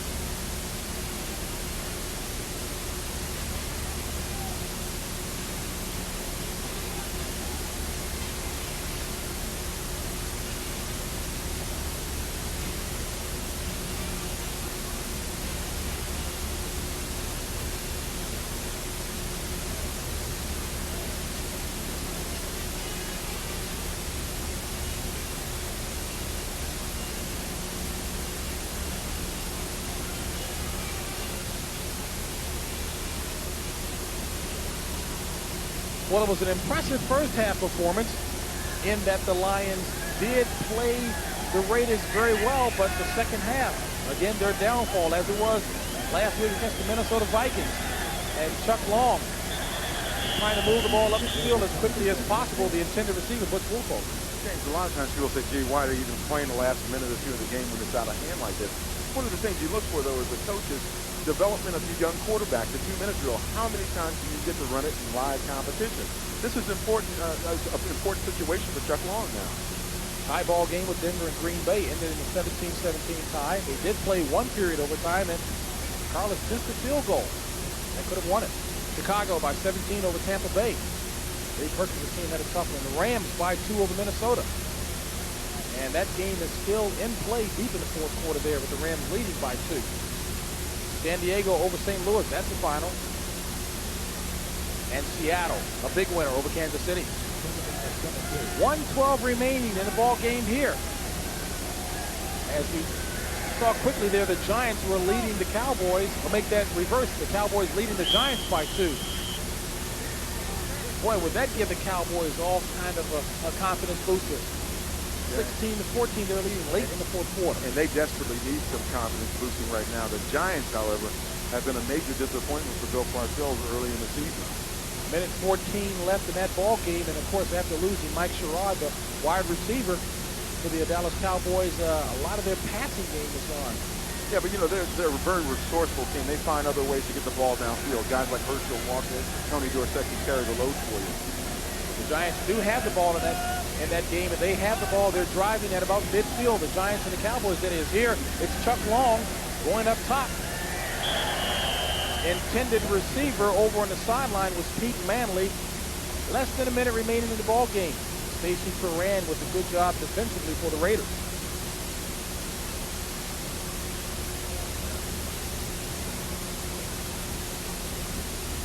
Chuck Long now trying to get the call in from the sideline. You know, again, we go back to the conversation we had before. Even though you're out of the game, really, you work on the mechanics. So the next time down the line, when you have to be in this situation, you know how to handle it. And boy, would the Lions love to recapture some of the glory days when they had the likes of Lem Barney and Mel Farr playing for them. They've got a ways to go. As Chuck Long finds out in the grasp of Malcolm Taylor, the big defensive tackle for the Raiders. That's my guy. I played with him in the USFL, and Malcolm is a card. He's out of Tennessee State, and they just love him with the Raiders. You know, they didn't really think he was going to be a factor in making the team when they brought him in, but he surprised everybody by doing a great job in training camp. You know, I talked about those two great names in the past with the Lions, Mel Farr and Lem Barney, and they both stay very close to the Detroit Lion organization now. Mel Farr working with the rookie Jerry Ball, speaking in terms of a post-athletic career, and certainly Lem Barney doing a lot of Lions pregame shows. So those guys are staying very actively involved, and maybe they can rub off some of that winning that they had way back when in this organization. Well, I tell you what, let's hope that next week we have some winning to talk about, and we'll see how those elements develop later on today and tomorrow. Right now, it's kill the clock for the Raiders, take it in, and the Raiders will wind up week 2 with a record of 2-0. I love this. LA fans are booing them because they ran the kill the clock play. Just run it out. Don't get anyone hurt at this point in time. Tough day for Detroit. Couldn't stop the run of the Raiders. Couldn't quite get the running game for themselves going in gear. And they run into a tough LA Raiders squad.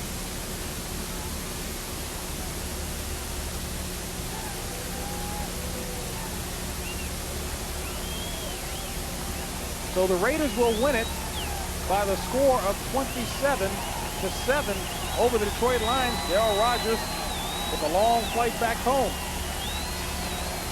And Tom Flores standing by his much criticized quarterback, Rusty Hilger. And now we take you to Pat Summerall. The LA Raiders here win it 27-7. We now take you to Pat Summerall for the conclusion of the game between the New York Giants and the Dallas Cowboys. A game that has less than a minute left. Once again, the final score here, 27-7. For Dan Jiggetts, this is James Brown saying so long from the Memorial Coliseum.